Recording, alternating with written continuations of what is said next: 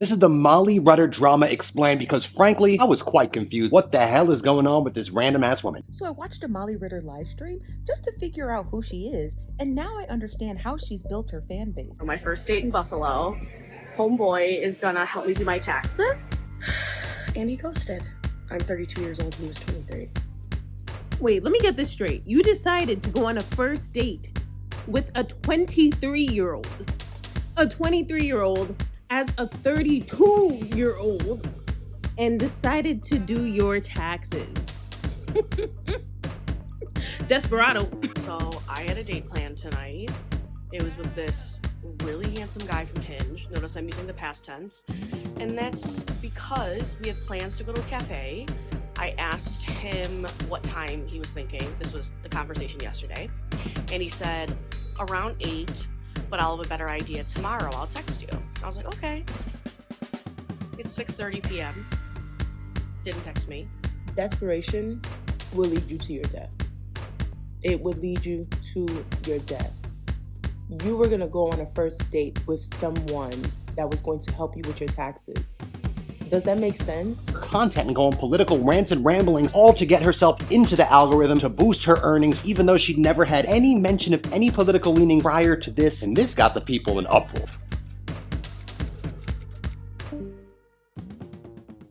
So where do we even begin with Molly Rutter? At first, she felt like that relatable girl on TikTok who would share every awkward date and heartbreak like she was chatting with a friend over a cup of coffee. Oh, I have news. Me and my Turkish boyfriend broke up. We dated for about a year and a half, and the breakup happened 3 months ago. It was a breakup completely initiated by him. From my perspective, there were quite literally zero signs that this breakup was about to happen. People loved it because it felt genuine, like you were getting the unfiltered version of her life. Super excited. I'm going to meet up with Jenny and the boys, and I'm bringing my boys, and we're gonna go to Elmwood Porch Fest. And I think I'm gonna meet up with the guy from the other night. But over time, things shifted. The messy stories, they got bigger, the drama got louder, and what once felt like honesty just started to look more like content. Doing my makeup for a date. Can you believe? I know most of my followers, I don't need to remind you of this. Look, I'm completely aware that this is my job now. I'm completely aware also that my dating content is the stuff that goes most viral. But the thing is, I'm dating for genuine reasons, okay? I don't go on dates constantly. So yeah, basically, I go on dates when I go on dates. I like Beyonce, standing in front of my air conditioner waiting for my Uber. Wait. The scariest day of my life. Hi, so I'm getting on here to clarify yet again another thing, because I think some people are going to think I'm lying about this. But I did just upload a follow-up to my initial apology video about the haunted house date. Suddenly, every heartbreak wasn't just her personal moment, it was another chapter in a running show. And that's when people just started side eyeing and were wondering if they were watching real life or they were just being pulled into this never ending soap opera. Okay, so I sincerely wonder, what is the answer to that? That's like saying someone like Drew Afwalo, who has this platform that supports marginalized community and women and empowers them, that's like saying every dollar that she's made off of her platform is wrong? The thing is, Molly's story isn't just about her dating life, it's also about how TikTok thrives on this mix of vulnerability and chaos. It rewards people for turning their ups and downs into entertainment, and Molly might be one of the clearest examples of how quickly that line between sharing and performing can easily blur. How do you not see how Trump winning has affected my dating life? I genuinely don't understand how you don't see that. Before I go on, let me introduce myself. Hi guys, my name is Jewel, and on this channel I speak about whatever I want to speak about. So if video essays or social commentaries are your cup of tea, I also do deep dives, whatever suits your boot. Kindly like, share, subscribe if you care. And that being said, if you can see this socket, that's the socket to my light. I'm recording this like around 11 p.m. Normally I'll record during the day, but I'm recording this like 11 p.m. So I'm like literally on the, when am I not on the floor? But I'm on the floor facing the wall, video and just recording for you guys. So if you guys like this, please kindly like, share, subscribe if you can. No, actually, but guys, this is my third time recording this video, and I'm going to tell you why this is my third time recording this video at the end of this video. But that being said, let's just get into the background and the meteoric rise of this dating diarist called Molly Rutter. Molly Rutter didn't just start out as this chaotic TikToker that everyone knows to date everyone or to go on several dates. She was actually a teacher in Buffalo, New York. Then in 2023, she decided to put her dating life online. So basically, I've gotten like different sources. Some people say she was the teacher in Turkey and she left Turkey to come back to the USA, which will get into her Turkey life a little bit down in this video. But at first, it was simple when she started posting on TikTok. She would post like short dating diary videos where she just told stories about her love life, the good, the bad, and the really awkward ones. And what set her apart was that she did not hold back. She never held back. She would share texts, she would admit to embarrassing moments, even talk about times that she felt unsafe or uncomfortable. And most people in a real life, like most people will hide those details, but Molly just turned them into content. He's telling me about how he really wanted to kiss me when we were outside, but he wasn't sure if that's what I wanted. And I was like, that's so funny you said that because I was thinking about kissing you outside. We're talking super close, and I'm like, do you think it's okay if we kiss in here? And he's like, I mean, if it's okay with you. Like, and then I was like, yeah, you can kiss me. And so we kissed, and it was really sweet. And I was loving it. And then, mid-kiss, he grabs me. Oh, I didn't realize that we're, triggering a trauma response out of me tonight. Ooh, that's fun. That's a plot twist I didn't see coming. Ooh, yay. Awesome. There's some good old-fashioned trauma response, Bo, on a date. Some people even think she's lying, which we'll get to later on in this video. So that rawness that Molly had just made people feel very close to her, like she was this friend just spilling everything over FaceTime, or like maybe talking to your best friend after you come back from a date. But by late 2024, she had pulled in like over 150,000 followers, and this was enough that she quit teaching because TikTok and Cameo were paying better than her classroom salary. I'm opening a new door to something else. I'm really hoping that it's a door that's positive for me because I'm really scared. This is a big risk, I'm not gonna lie. I have a lot of people in my life that don't support this decision I'm making, or sorry, I shouldn't say that. They support me. There's a lot of skepticism, and I don't blame them. Because I have those, I'm a skeptic as well, and I'm scared. I'm scared that this will all flop and explode in my face and not work out.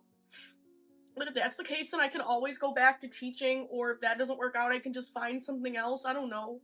When you wake up in the morning and you look in the mirror, how much you have to fight the urge to say, wow, these other bitches aren't even clothed.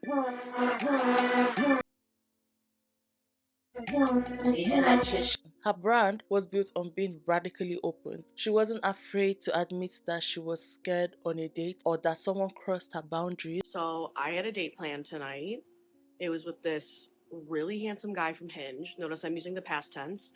And that's because we had plans to go to a cafe. I asked him what time he was thinking. This was the conversation yesterday.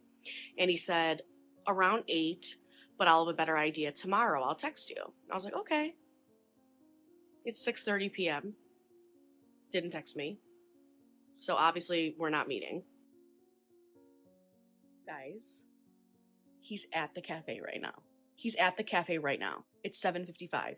He just texted me and said, just got to the cafe. Look at this text. I'm not crazy, right? I'm not crazy. That text showed me that he was going to let me know.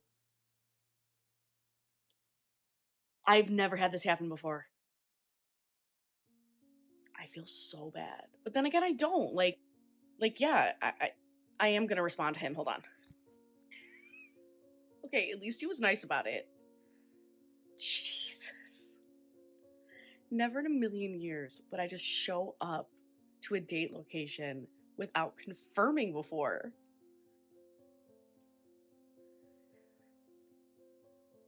I can't keep up. Dating is such a roller coaster, you never know what's gonna happen.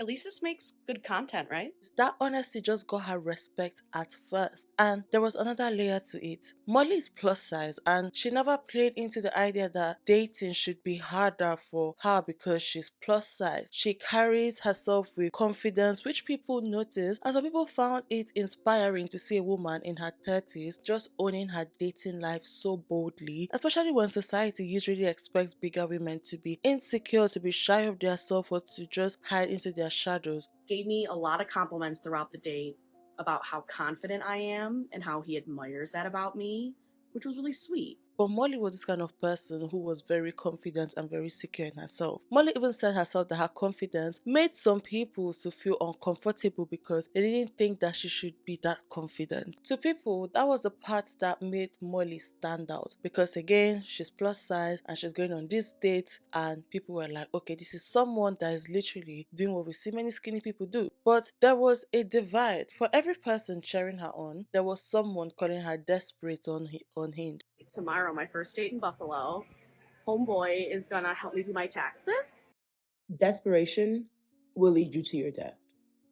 It would lead you to your death.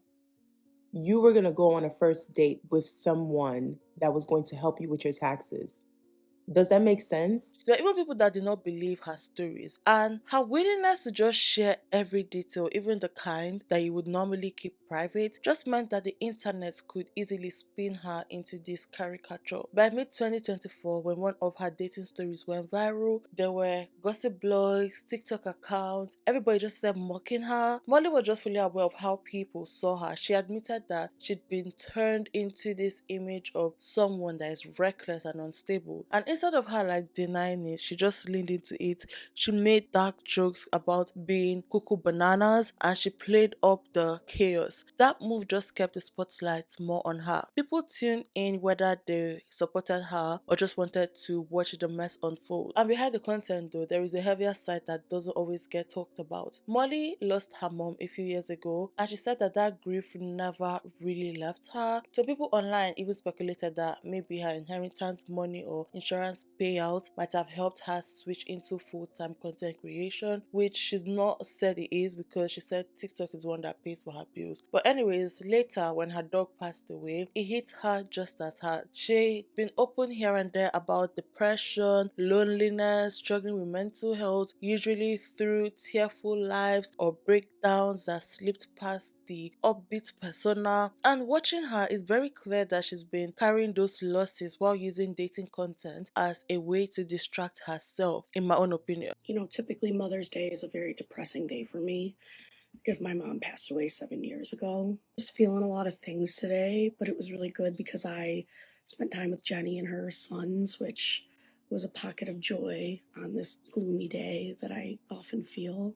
There's another thing that's also really on my mind. On Friday, my school had this women's empowerment conference, and we got to see presentations from really inspiring women. And the concepts that one of them brought up in their presentation has been really on my mind for the past few days, and that's the concept of mothering. She talked about how she went to this museum in New York City with her kid, and there was this installation about city development, and that how in New York City, when they installed the highways, they thought that that was going to be this transformative, positive thing for the community, but really it ended up doing the complete opposite.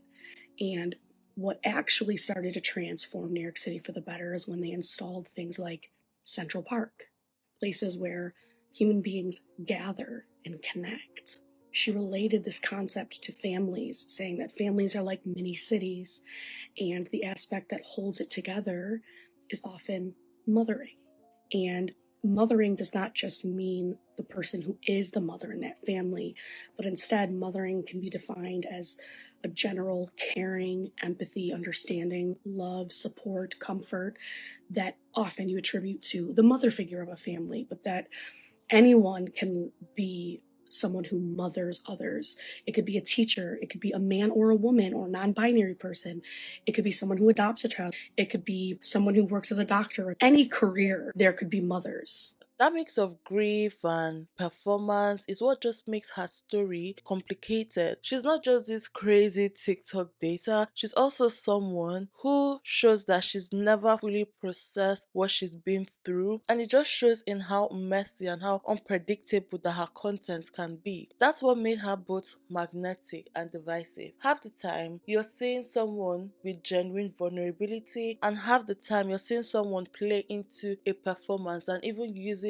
these losses as a performance or as a way to victimize herself, which we'll speak about later on in this video. And that blend, while it earned her a loyal following, it is also what pushed people to question her and eventually turn on her. And speaking about this, let's talk about something else that will get you out of a stressful situation that does not equal this. 1 minute you're clocking in at work and the next you're on the ground with a serious injury. That's exactly what happened to a guy I heard about. He slipped on a wet floor, broke his ankle, and suddenly couldn't walk for months. He thought that filing through his company's insurance would be simple. Instead, they dragged their feet and offered him almost nothing. There's a reason influencer scandals go viral. Just like there's a reason Morgan & Morgan is America's largest injury law firm. If you are in a serious accident or are injured in any way, your case could actually be worth millions. With over 1,000 attorneys across the country and 35 years of experience, Morgan & Morgan will fight to get you the money that you deserve. They've recovered more than $25 billion for over 500,000 clients, and their results speak volume. In Pennsylvania, one client was offered $650,000 but walked away with $26 million after Morgan & Morgan fought for them. In Florida, another client went from $0 offer to a $20 million verdict. The best part, starting a claim is simple. You can do it online in minutes right from your couch. No stacks of paperwork, no endless office visits. So, if you're ever injured at work, you can check out Morgan & Morgan because their fee is free unless they win. You can just click the link in the description box or scan the QR code on screen to start your claim today.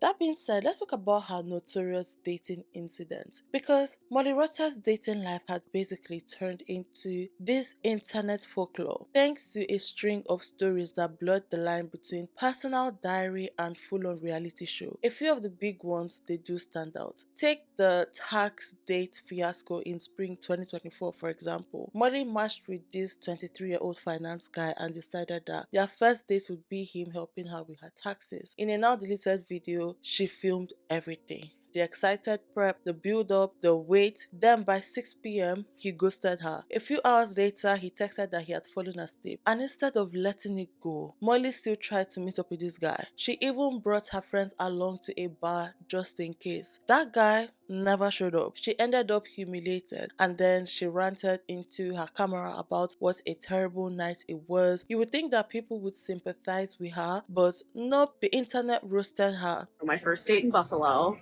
homeboy is gonna help me do my taxes, and he ghosted. I'm 32 years old and he was 23.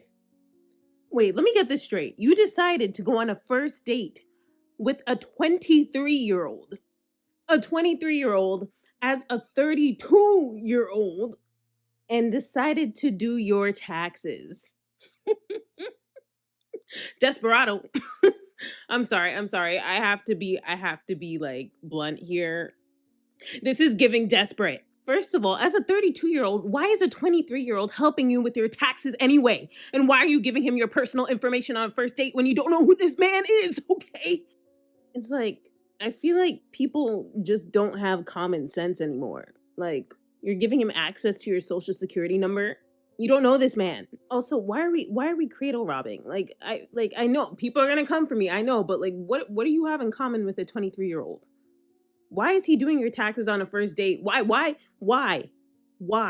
Society, man. They said that you have to be paired up and everyone's running running and scrambling, okay, to find a significant other. So many people dragged her for oversharing private financial information with a stranger, while also nitpicking the guy for calling her love too soon. So basically, she was meeting this guy for the first time and she expected this guy to do her taxes, and obviously the guy ghosted her, but she said the guy called her love. She was speaking to the guy was like, okay, love. And she was like, why are you calling me okay, love? The guy was like, it's a nickname. And she was like, you don't even know my last name. Why are you calling me love? The quote went viral. So people were like, you don't even know my last name. Don't call me love. But sure, here is my tax information. This woman was ghosted by her date, and now all of TikTok is going in on her. So this woman posted a TikTok talking about an online date that she was waiting for, but she ended up getting ghosted. Now she goes into detail about the date and talks about how she was upset that she got ghosted, and this is the part that the ghosting starts to make sense. So according to her, before the date even started, she was sort of getting defensive about things. For example, her upcoming date gave her the nickname of Love, and according to her, she did not like that, and she expressed to her upcoming date about how she didn't like that, because again, according to her, this man didn't even know her last name yet, but he was already calling her love. Now, it's very ironic that she says this, because she had already asked this man to help her with her taxes, since apparently he works in that field. So with her logic, you can ask someone to help with your taxes, before the first date, mind you, but if they give you a nickname, that's too much too fast. Oh, but don't worry, there is more. She also criticized her date for calling her ma'am. By the way, I haven't mentioned yet, but she is 32, her date is 23. The woman also further criticized the date for being self-deprecating when he said that she would look good in anything, but he couldn't pull off wearing anything like she could. Now, because of all this, many people started criticizing her heavily in the comments, basically saying things like she's not even dating in the same generation, and a whole lot of other stuff. Like, the comments on this video are a gold mine. Now, I want to know from y'all's perspective, after y'all know the entire story, are y'all left wondering why she got ghosted, or does it make sense? People said that her clingy texting and bringing backup friends just scared him off, and instead of her being the victim, she came out looking so out of touch. That moment kind of set the tone. Molly was to be seen as this chaotic dater, especially since she just kept going for men that were nearly a decade younger than her. And when she goes for these men that are like 23, 24, she will now act surprised when 23-year-olds are acting as 23-year-olds, which I should not be saying that, but let's be realistic. When they flake on her, she gets surprised that they flake on her. After all the messy stories of people calling her desperate and unhinged, Molly finally introduced a new chapter that she titled Green Flags Guy. So for a while, it really did look like this was her fresh start. On paper, he seemed almost perfect. He was a social worker, and he was the kind of compassionate person who was literally hosting a Syrian refugee in his home. And he was open about taking a leave from work to figure out his own life, and Molly was impressed like anybody else would. She gushed about how refreshing it felt to just meet someone who wasn't just polite, but actually seemed thoughtful and grounded and understanding. This is going to be a dating video. I am going on a date tonight, and I am going to talk about it. If you're seeing this video, it's because I've decided that I still think it's valuable to post this content, and I enjoy making it. Anyways, let's move on to the dating info. So this guy's 34, because contrary to haters' beliefs, I do date a variety of ages of men, and I prefer men closer to my age. He seems like a pretty cool guy. He works in, like, without revealing info about him, I would say he's in like a music adjacent business. I won't give specifics because I think Buffalo's too small of a community. If I said where he works, I think people could narrow it down. But anyway, so he works like kind of in music. He seems to care a lot about refugees, which is lovely. He seems funny. We definitely have good texting back and forth. He's got like a kind of skater, grungy boy type style, which I think is really attractive. We're gonna meet up for a drink tonight, and we'll see how it goes. Oh my god, this is going really well. He's a social worker. He literally has a Syrian refugee living with him right now. And he also is going through an existential crisis because his job, like, he's on a leave at his job right now because of all the hardships he's going through. Like, you know, this I house. used to go to the gym. The guy that I was dating at the time was a bodybuilder. Amazing vibes. I'm having the best time. We're going to a second location. He's paying for this tab. He's getting my drinks. He's a gentleman. One of three. Okay, so let's recap this date. Their first date went smoothly, and for Molly, the best part was that he wasn't turned off by her TikTok content. In fact, he already had seen her videos and told her that he thought that she was funny and inspiring, and that was a huge relief for Molly since so many men bailed the second that they realized that their relationship might show up online. Green flags galore, just full of green flags. I'm like, who is this guy? Oh my god, also, he watched a ton of my TikToks and likes them. He genuinely likes my content. He says he likes my personality. He thinks I'm funny. He thinks I'm inspiring. I have definitely dated guys who do not like the fact that I publicly post online. And I know for certain that there are guys who did not go on a second date with me because I post on TikTok like this, which I completely understand. This is not everyone's cup of tea. Not everyone will want to date someone who publicly posts online like this, especially someone who posts publicly about their dating life. But he was not afraid of it at all. He was not insecure about it. We talked about my videos, and I even opened up to him about all the videos that have received so much hate online, and he was totally on my team. The brightest green flags all around. It was a lovely first date. I know he's probably watching this, so you better ask me out on a second date. This guy didn't just tolerate it, he seemed to genuinely respect it. Molly walked away from the date, she was glowing, she was convinced that she had finally met someone that was stacked with green flags. The second date only added to the optimism. So basically, he brought her to a festival with his friends, and he also brought the refugee who lived with him, and Molly loved it. His friends welcomed her, they made her feel so comfortable, and she got a glimpse of him in his social circle. According to her, he was kind, he was relaxed, he was surrounded by people who clearly liked him. For Molly, that was a big deal. It's one thing to have chemistry one-on-one. It's another to just see someone around their people and still feel like they are exactly who you thought they were. Super excited. I'm going to meet up with Jenny and the boys, and I'm bringing my boys, and we're going to go to Elmwood Porch Fest. And I think I'm going to meet up with the guy from the other night. Want a little recap of the Porch Fest meetup with the guy? So it was really fun. We met up and he had a lot of friends with him. He also had one of the refugees that's staying with him. He's a middle school student and he was really cool. He knew some Turkish, so we spoke Turkish together. That was really cute. And once again, it was just really nice to see him around his friends. I really liked his friends. I thought they were easy to get along with and seemed like cool people. It was brief. Like, I didn't see him for very long, just a few hours, but it was fun. I feel like him and I are building friendship foundation, if that makes sense. And doesn't mean there isn't anything romantic. He's a really good kisser.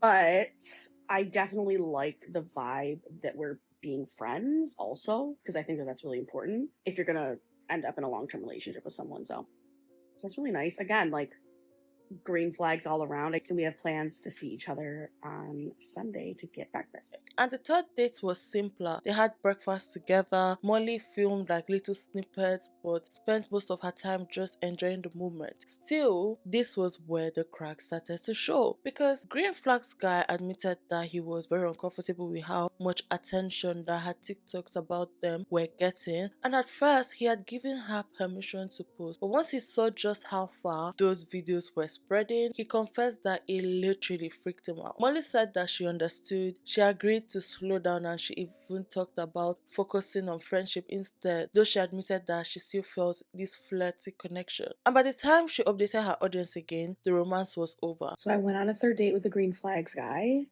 and it was cute. We went and got breakfast together, but I didn't film a whole lot on that date.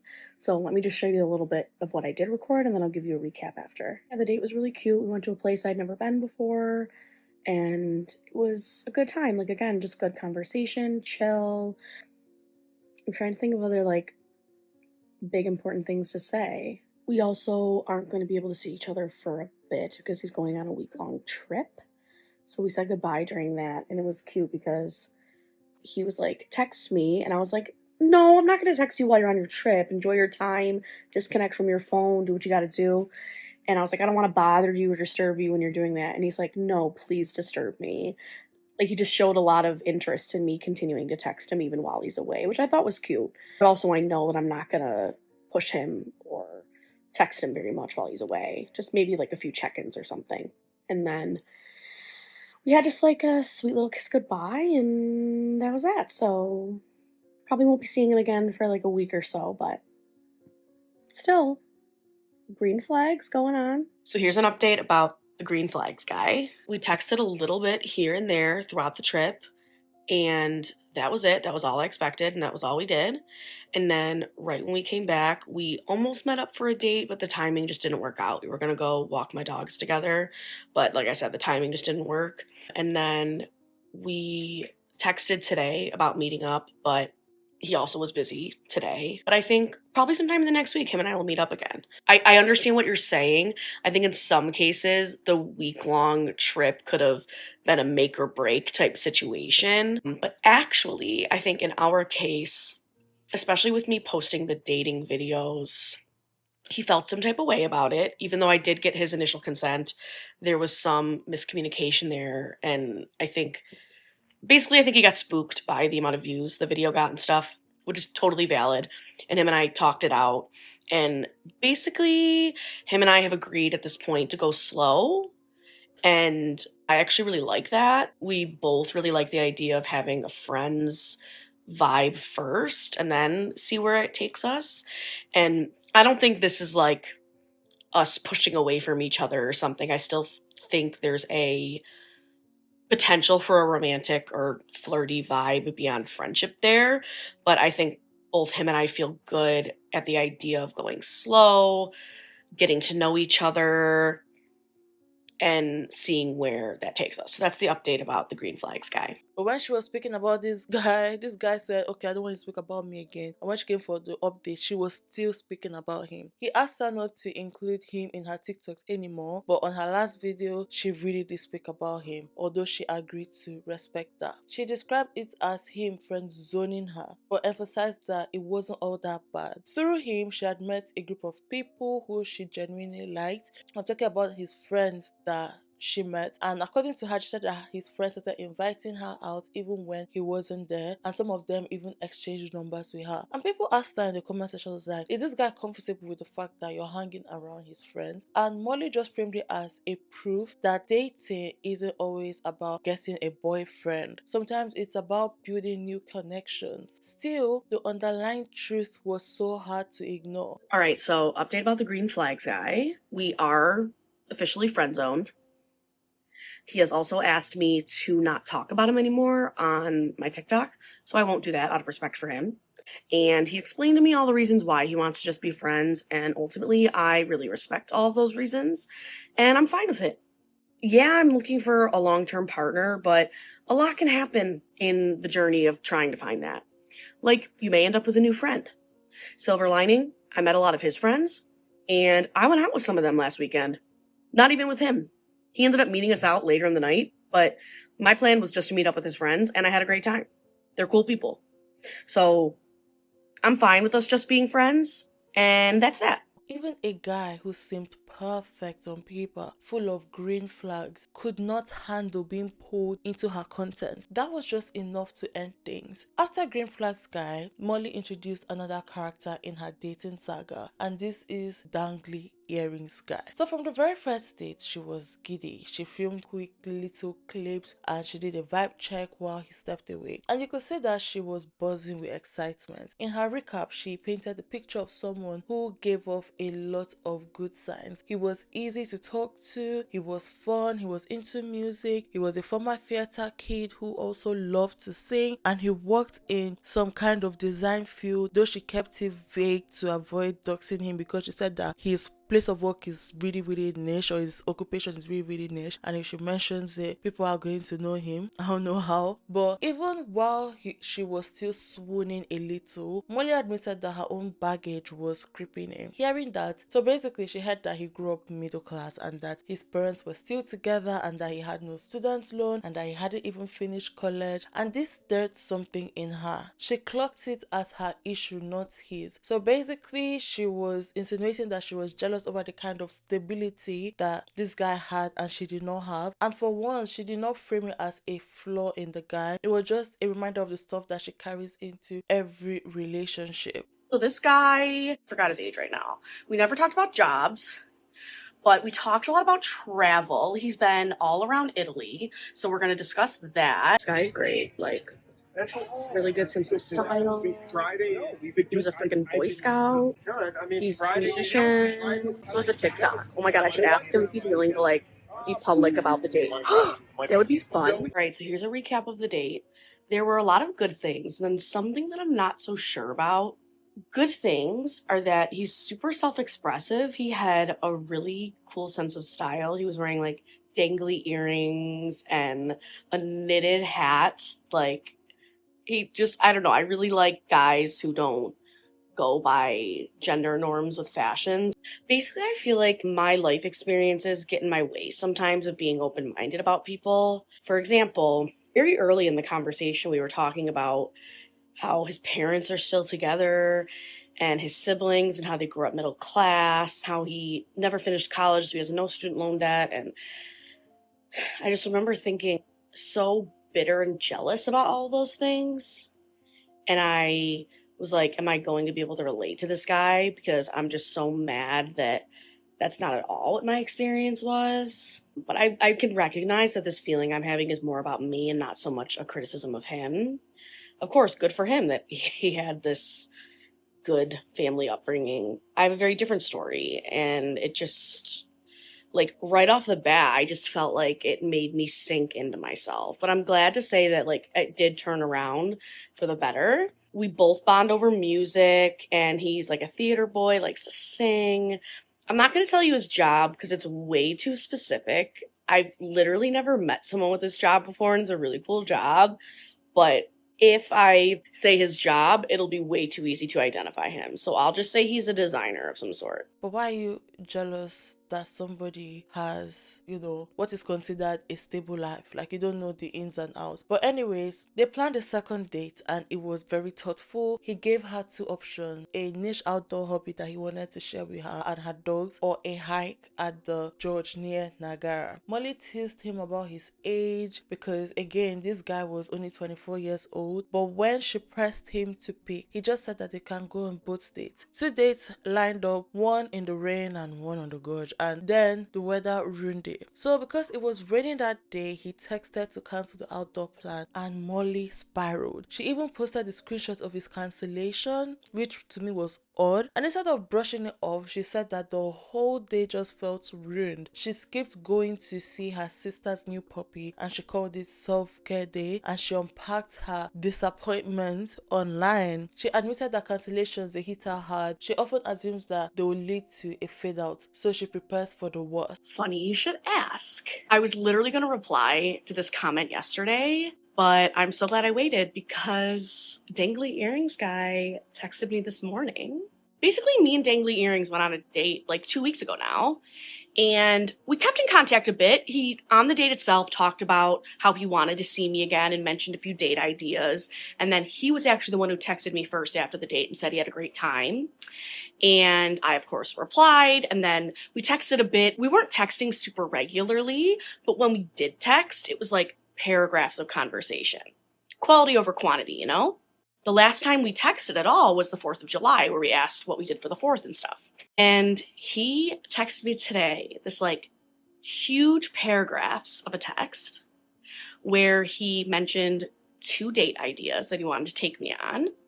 The first one is for this outdoor activity that I'm not going to specify what it is because it's pretty niche and might reveal his identity, but it's one of his hobbies that he likes to do, and he invited me to come to it with my dogs, but he said it's supposed to rain that day. I don't know if you want to be out in the rain, but I personally love being in a good storm, and I'm probably just going to bring an umbrella and be prepared to get wet if you'd like to come.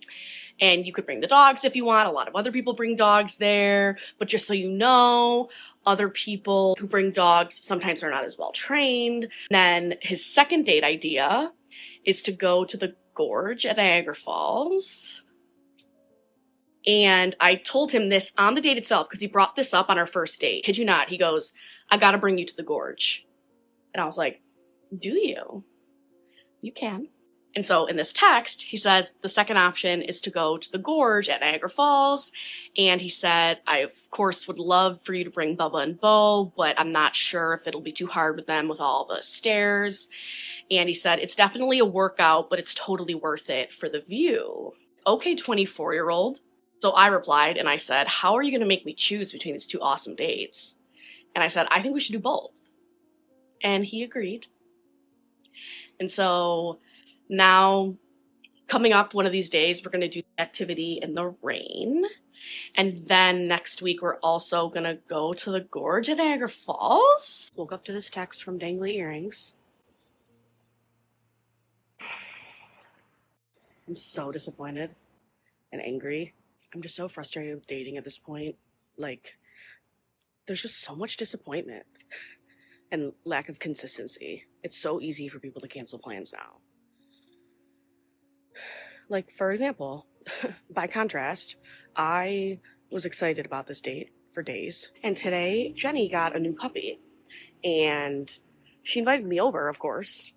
But I said no because I had these plans. And now you'd think, okay, sure, you can, now that this date is canceled, you can just go do that anyways. But I am in such a bad mood that I need to do a self-care day or else I will be miserable. I'm just not in the mood to be sharing in someone else's joy today, which is so disappointing because if I didn't have this date plan to begin with, I could have just had my Monday plan B to go spend time with Jenny and the puppy. But no, I had plans. Or even if you would have canceled it yesterday, I could have remade plans. I could have just been angry for the evening, then remade plans to spend with Jenny today, right? But no, he cancels the day of. And I mean, I at least appreciate he didn't ghost me like so many other men do. Two things are coexisting right now. The Molly that is so exhausted from the disappointment of dating is so angry at him. Oh my God, were you pooping? Oh my God, I'm so sorry. The disappointed Molly and the angry Molly has no more F's to give. And I'm fully expecting for this guy to never reschedule and for me never to see him again. That side of Molly is a huge pessimist because being a pessimist feels better right now than expecting something good out of a man that has yet to prove me that he can do that. So instead of pouring hope into someone I've just met, I'm pouring love into myself today. And the part of me that is a human does understand. It's not his fault the weather's like this. And I understand what it's like to have a long weekend and you want some time to yourself. Like, I do completely understand that. Does that make me any less disappointed? No, it doesn't. Does part of me wish that he would push through feeling tired just because of how badly he wants to see me? Yeah. But does part of me think that that's a bit delulu considering I only met this man once? Also, yeah. All of these things are coexisting and all of it's a mess and I'm annoyed and I just placed an Instacart order for a lot of self-care things, candles, comfort snacks, so it's going to be a meat day. Her way of coping, according to Molly, is comfort food, candles, and just talking it with her followers online. Honestly, you all need to find better ways to express your hurt and your anger. People online are not your fucking friends. People online are not your friends, literally. She also pointed out a pattern that she had noticed in herself. When plans get cancelled, her mood tanks and then she struggles to pivot to anything else. But then came a twist. A later update showed that they were back on for another date. She shared the text and took her followers along for the chaos of getting there. So basically, this woman walked 40 minutes with her dogs. She was already half an hour late, but she walked 40 minutes. And why was she half an hour late? Because she burnt her bagel and she had to remake it. It was hot, she was sweating, her makeup was melting and she stopped to grab water. She was fanning herself as she just narrated it all and she had no respect for this guy's time. According to her, she said she called the guy and the guy was like, don't worry, take your time and everything. But the thing is, the irony is that when someone makes Molly late or when someone arrives late to an occasion, Molly has said herself that she hates when people are casually late. But here she is being late and frazzled. All right, let's go to this date, shall we? I'm not gonna lie. It's a 40-minute walk to where we're meeting. And I've only been walking maybe 3 minutes and I'm already sweating profusely. I brought my portable fan. I meant to pack some tissues to like dab my sweat off when I get there, but I forgot. And I'm running about 30 minutes late. So Not the best start, I have to say. Kind of struggling. But he was nice about it. Like, I did warn him in advance that I was running late. It happened because I made myself a bagel and I burned the bagel. And so then I had to make the bagel again, and that's what made me run late. And he was like, no worries, take your time. So and then I started walking my dogs and realized that I forgot my poop bags. I just wish the street I had to walk down was more shaded. I think that's my biggest issue. It's like, you can see, like a little bit of shade and then long patches of sun. And that's when I really get sweaty. Oh, look how beautiful today looks, though. There's not a cloud in the sky. My makeup has already come off. Like, this makes me sad. Very solid second date, have to say. We walked all around Delaware Park. We went and got smoothies and just talked. He had to leave at 6:30 to go meet up with friends. Him and I had a good conversation about the whole TikTok thing. He feels comfortable with the original date video that I talked about. He just feels like he doesn't want to like be on camera necessarily, which I would never do without someone's permission anyways, but and he doesn't mind if people like know his identity necessarily, but as long as it's like generally positive. And like, I told him that mostly my content is about my reaction to things. It's not like, I described to him how I didn't reveal what his job was and, you know, all these other things. So he didn't do the fire spinning this time though. We didn't have time. Maybe next time.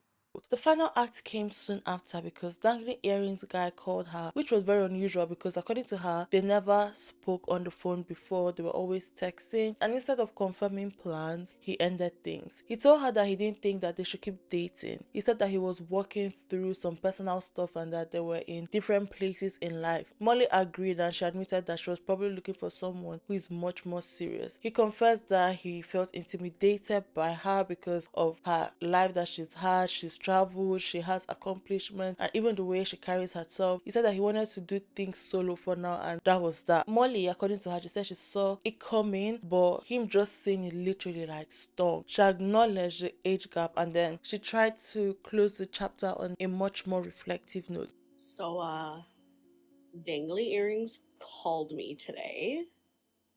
We've never spoken on the phone before, and he called to end things with me. Oh, God. The phone call started out with him saying, I don't really know how to say this, but basically, I don't think it's a good idea for us to continue to date.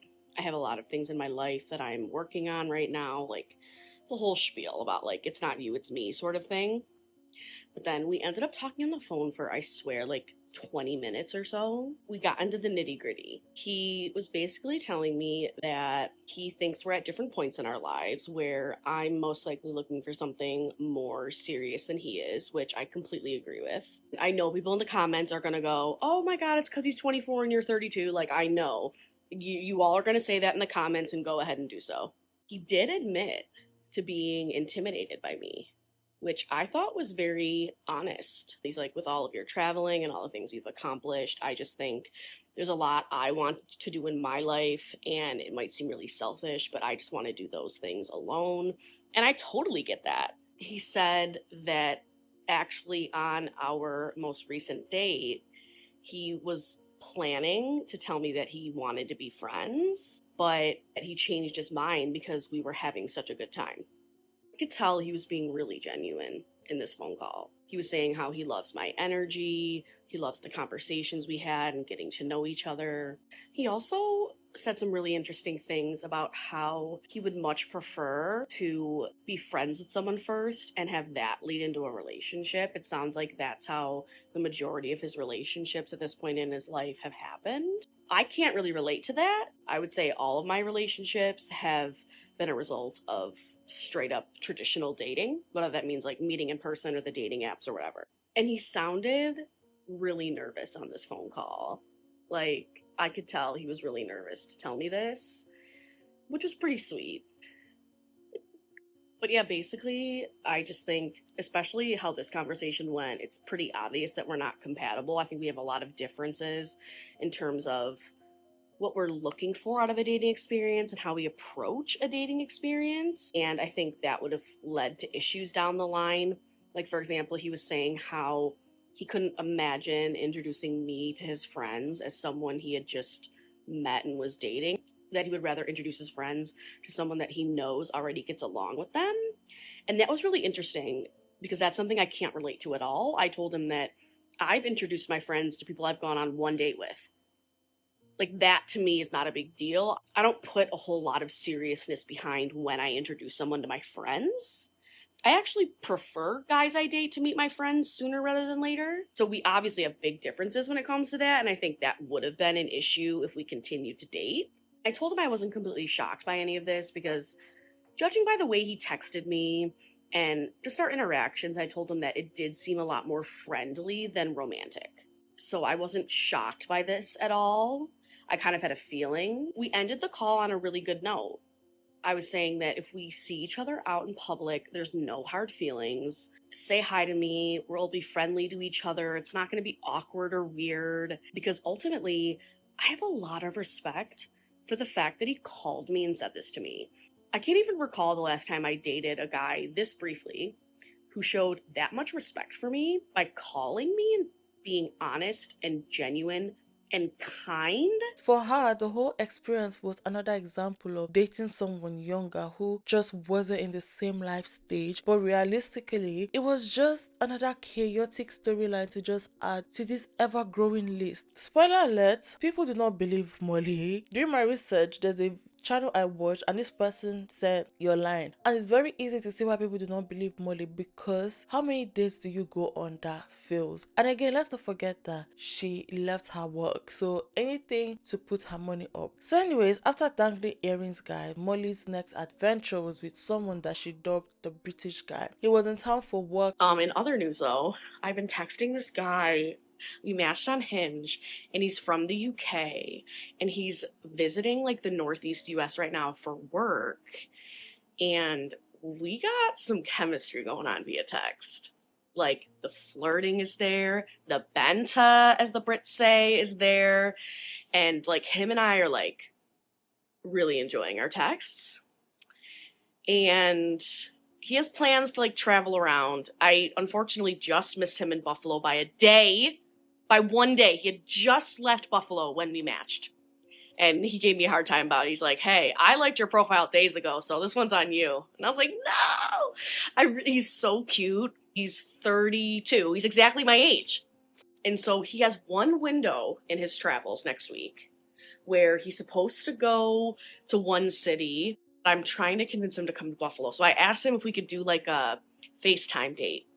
So that's kind of fun. After just a single 20-minute FaceTime call, yes, Molly made the decision to rent a car and drive 2 full hours to meet a stranger that she just had a 20-minute call. No sense of self, no sense of awareness, no sense of, oh my god, what if this person is a serial killer? That's why you guys should be watching true crime. Kendall Ray. You all need to go and subscribe to her YouTube channel and watch true crime. Eleanor Neal, Molly Westbrook, you all need to go and be watching true crime for people to know that this is very, very risky. Okay, let's go get that rental car. There she is. She's cute. Oh my god, that's fancy. This car is nice. That decision alone just raised so many eyebrows. First of all, she had never met him in person, but she treated their meetup like a weekend trip with a boyfriend. Molly went into full prep mode. She documented everything. She packed food, chicken salad wraps, cheese steaks, banana, extra snacks for the road, and then laid out a whole kit of beauty products. She had her foundation, her bronzer, her mascara, nail glue, perfume, deodorant, setting spray, even a hair dryer and round brush. Her plan was to pull over about 30 to 45 minutes before meeting him, do her makeup on the side of the road, fix her hair, change her outfit, and arrive looking like she had just stepped out of a saloon. She didn't stop there. Molly also filmed herself organizing every extra item that she thought that she might need, like her sunglasses, a portable fan, phone charger, multiple sets of contacts, toothbrush, toothpaste, etc. Watching her get ready, you would get this sense that this wasn't just about meeting a guy for a date. It was about creating an entire production. For someone that she barely knew, she built out a routine that looked more like a carefully planned road trip than just a casual meetup. Pack with me to go on the road trip. I got the cutest new insulated lunch bag from TikTok shop. What a perfect occasion to use it.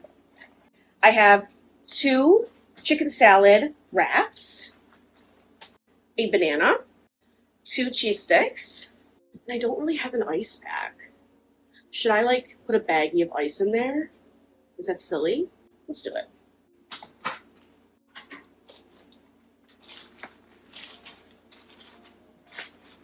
Cute!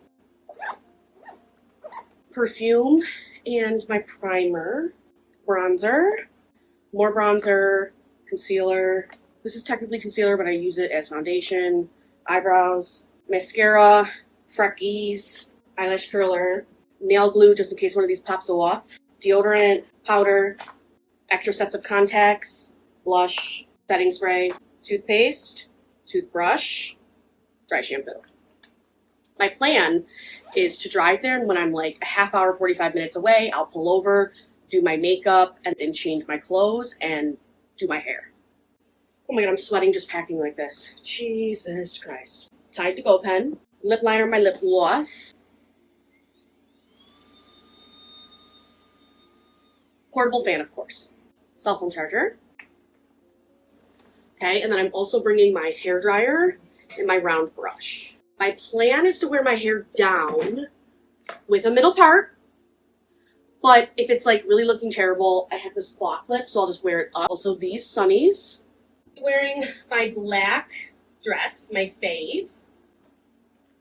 Okay, let's go. In the end, by her account, nothing catastrophic happened. So basically, when it came to British guy, there was no huge fight, there was no drama, no wild twist. But in a way, that was the story. And this could have gone left. It could have gone left. We wouldn't have heard anything about this woman. This woman is so out of touch. We're going to get to how out of touch reality she literally is. The spectacle wasn't the actual date. It was literally the lead up to the date. And this is why people do not believe her, because the obsessive preparation, the risk that she took by traveling that far to meet a stranger, and the way she documented every step just made it all feel bigger than it actually was. And then there was no update on the British guy.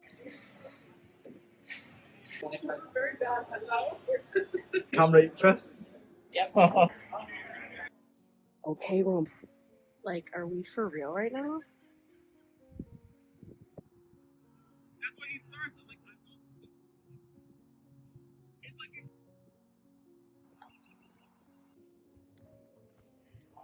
I'm back. Okay, so it was wonderful. He is wonderful. But he's a very private person, and out of respect for him, I'm not going to disclose more details about him or the date. I know people are going to be a bit disappointed by that. I know that's against my like normal openness and authenticity online, but I'm really trying to be respectful, and so I'm sorry, but the rest of the details of the date are going to be just between me and him.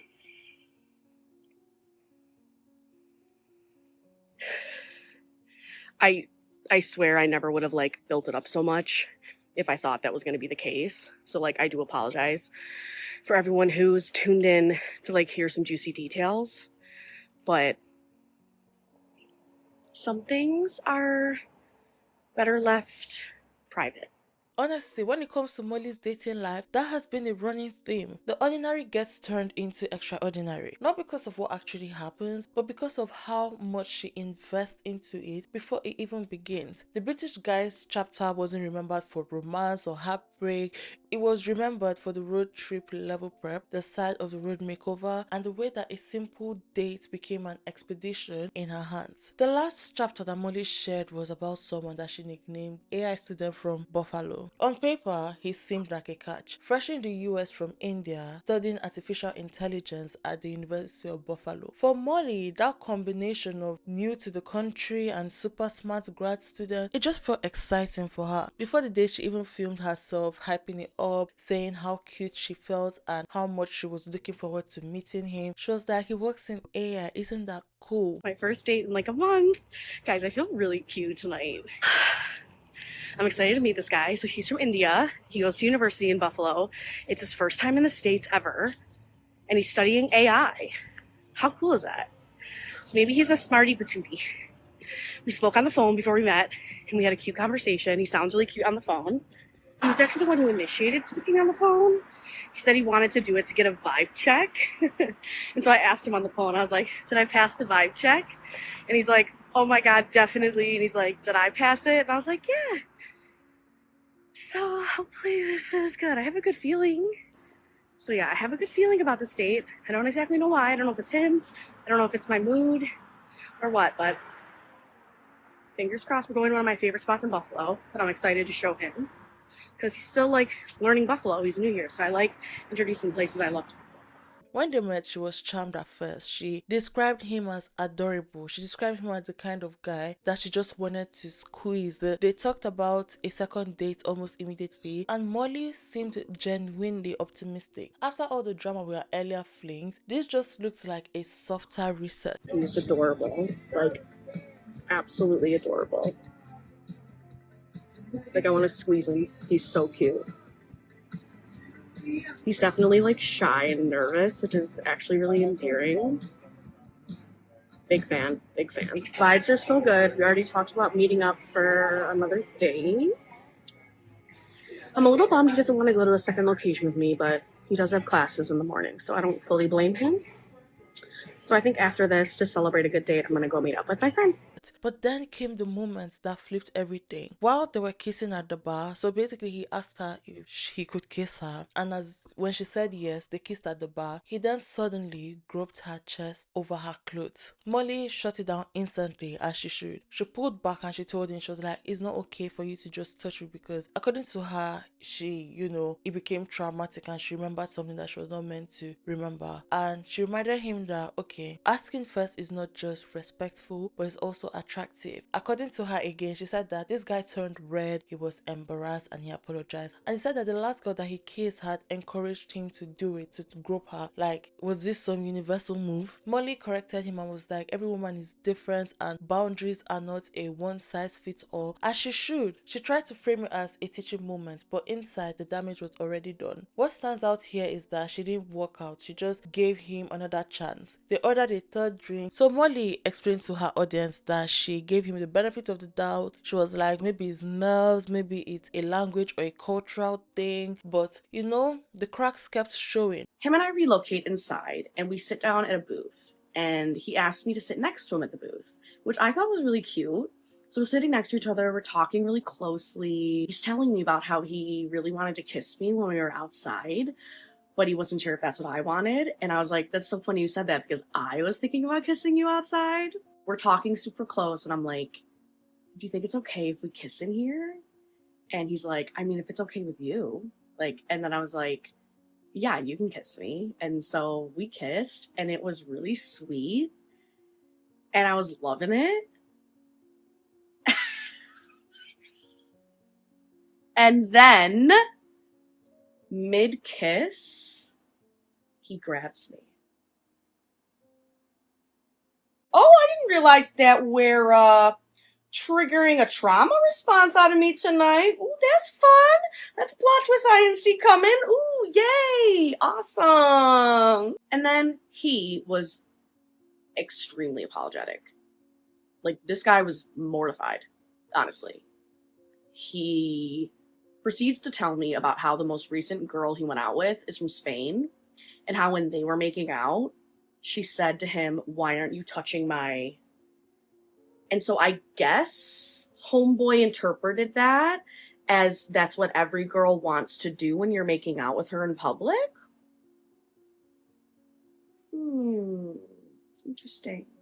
Interesting take on that one. So I'm like, oh, okay. Yeah, every girl's different, and most women have experienced some form of assault and trauma. And so, yeah, maybe you shouldn't do that. And I told him that I actually find it really attractive when a man asks permission to do something. Like I said, when you asked to kiss me, I thought that was super attractive. I loved that. I was like, lean into that. Lean on the side of caution. ask people before you do something like that. Also, I said a pretty good rule of thumb is that touching someone in that way is reserved for the privacy of your own bedroom, not while you're out in public at a restaurant.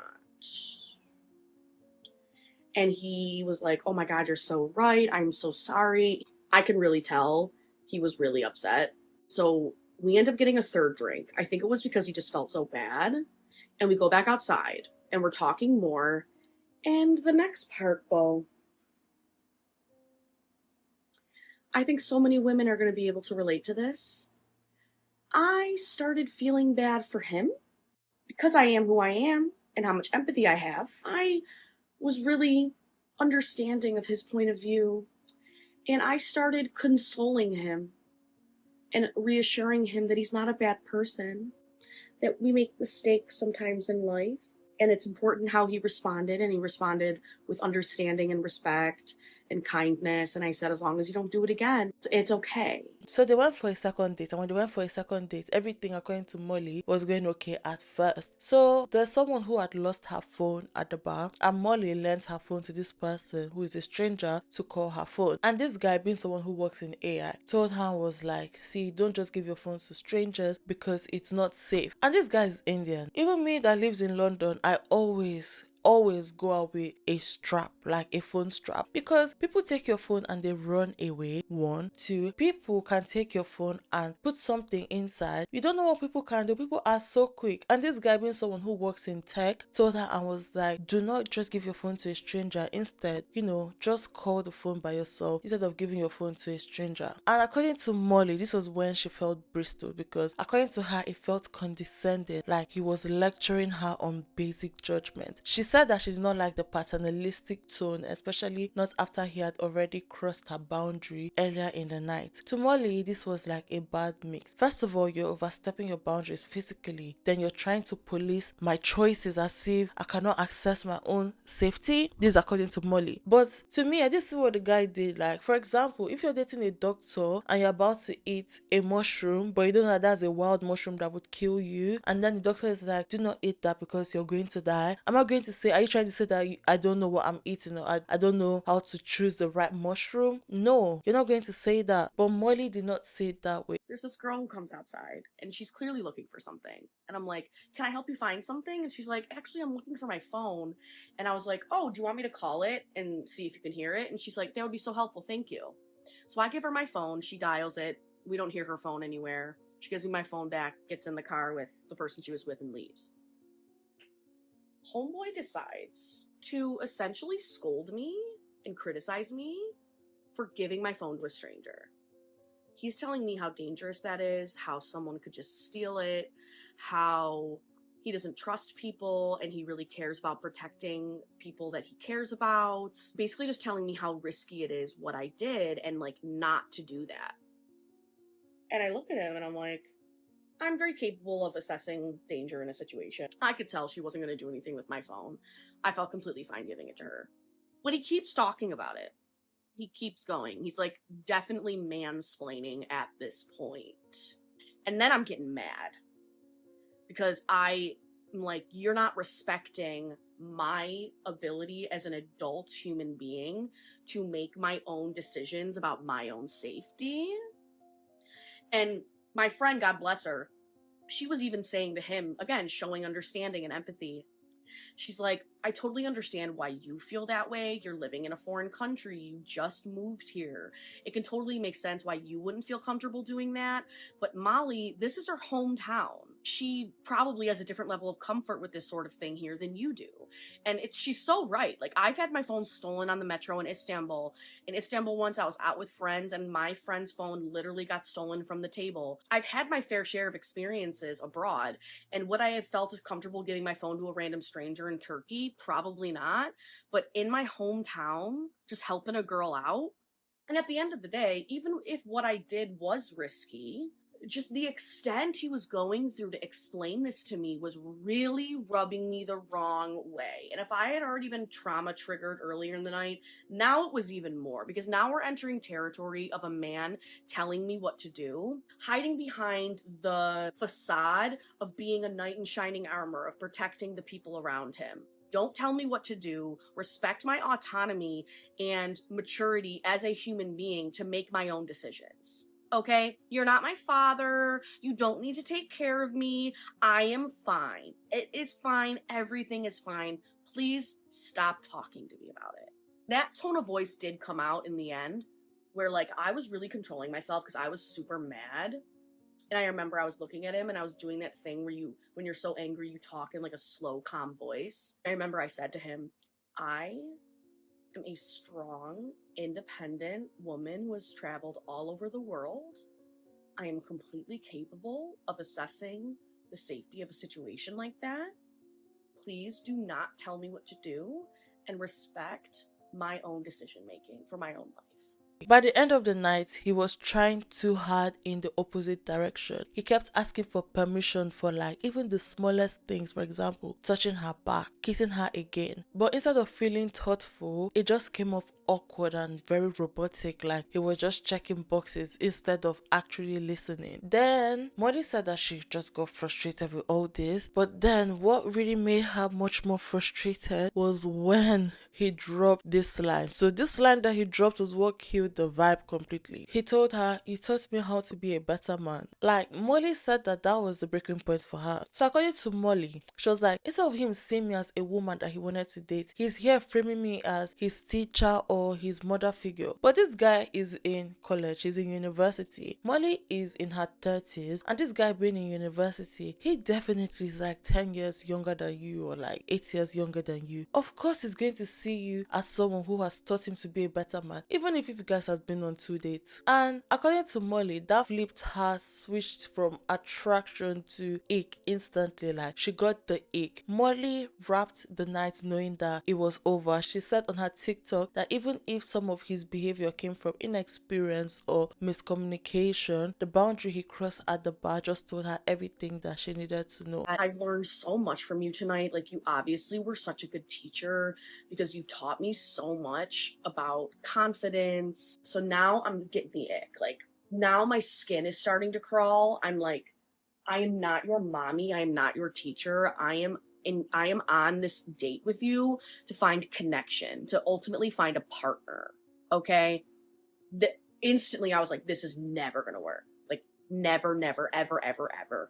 And then the icing on the cake is he says, "You've taught me how to be a better man." Oh, have I? Oh, have I? How nice. Isn't that so nice, Bo? I taught him how to be a better man. I didn't realize that was my responsibility that night. He's so for real. When he said that, I instantly looked at my friend. I said, yeah, we're gonna go. If that's not bad enough, he puts his hand on my back and he's like, is it okay if I touch you here? And I look at him, I'm like, look, I expect you to be able to discern the difference between touching someone's back and touching someone's in a public space. Is this person a child? We get up to leave, okay? And he goes, can I kiss you? What? What? No, that did not just come out of his actual childish mouth. No way. I look at him, I'm like, no, you can't. Me and my friend leave, and we just had like a girl powwow the rest of the night venting about this man. Because there's so much to digest here. Clearly socially inept, okay? He's clearly socially inept, incapable of gauging what is right and wrong on his own without the direct instruction of a woman. He hides behind the fact that he's this logical person and takes things literally, where he asked me, is it okay if I do this? Is it okay if I do that? How unattractive is that? Like, you took my advice to, like, ask permission to do something as you literally asking me, can I touch you here? Can I touch you there? I am so grateful that I never saw this man in the privacy of, like, a home. Can you imagine if things progressed? The inappropriate things he would be capable of doing, the lack of awareness of what's appropriate and what's not. Ultimately, because I'm so empathetic as a person, I was able to completely understand where he was coming from this entire evening. And I'm still able to say that I know he's not a bad guy or a bad person.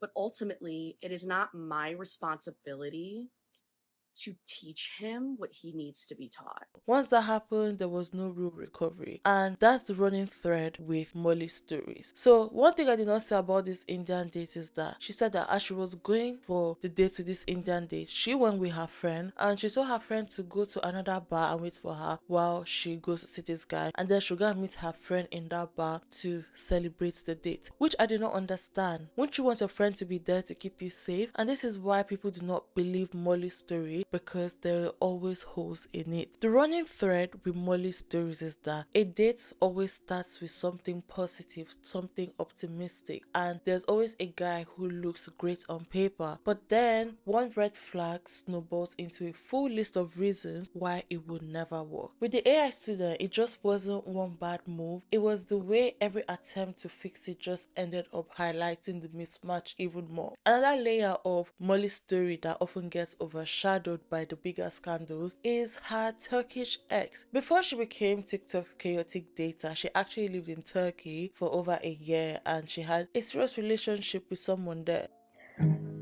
I'm sorry for the pain you have witnessed in your life that has led you to assume connection from people of different backgrounds is born out of the need to use and abuse each other for personal gain. I'm also sorry for the hurt you have experienced in your life that has damaged you from seeing true, genuine, and kind love when it is right in front of you. I hope that you meet people who challenge you to open your mind and your heart to feel safe and believe that caring, selfless, and honest love exists, because that's what we all deserve. It was long enough that she thought that marriage might be on the table, but the relationship eventually collapsed, partly because he cheated and partly because she moved to Buffalo. Oh, I have news. Me and my Turkish boyfriend broke up. We dated for about a year and a half, and the breakup happened 3 months ago. It was a breakup completely initiated by him. From my perspective, there were quite literally zero signs that this breakup was about to happen. So I spent a lot of the initial time after the breakup in shock. Thankfully, shortly after the breakup happened, I was able to have a conversation with him where I had a list of all these questions like, was our love real? Why are we breaking up? I just asked him the questions and he responded. I did not offer my opinion in response to any of these questions. I did not give a response even. I would just ask my question, why are we breaking up? Listen to what he said, say okay, and move on to the next question.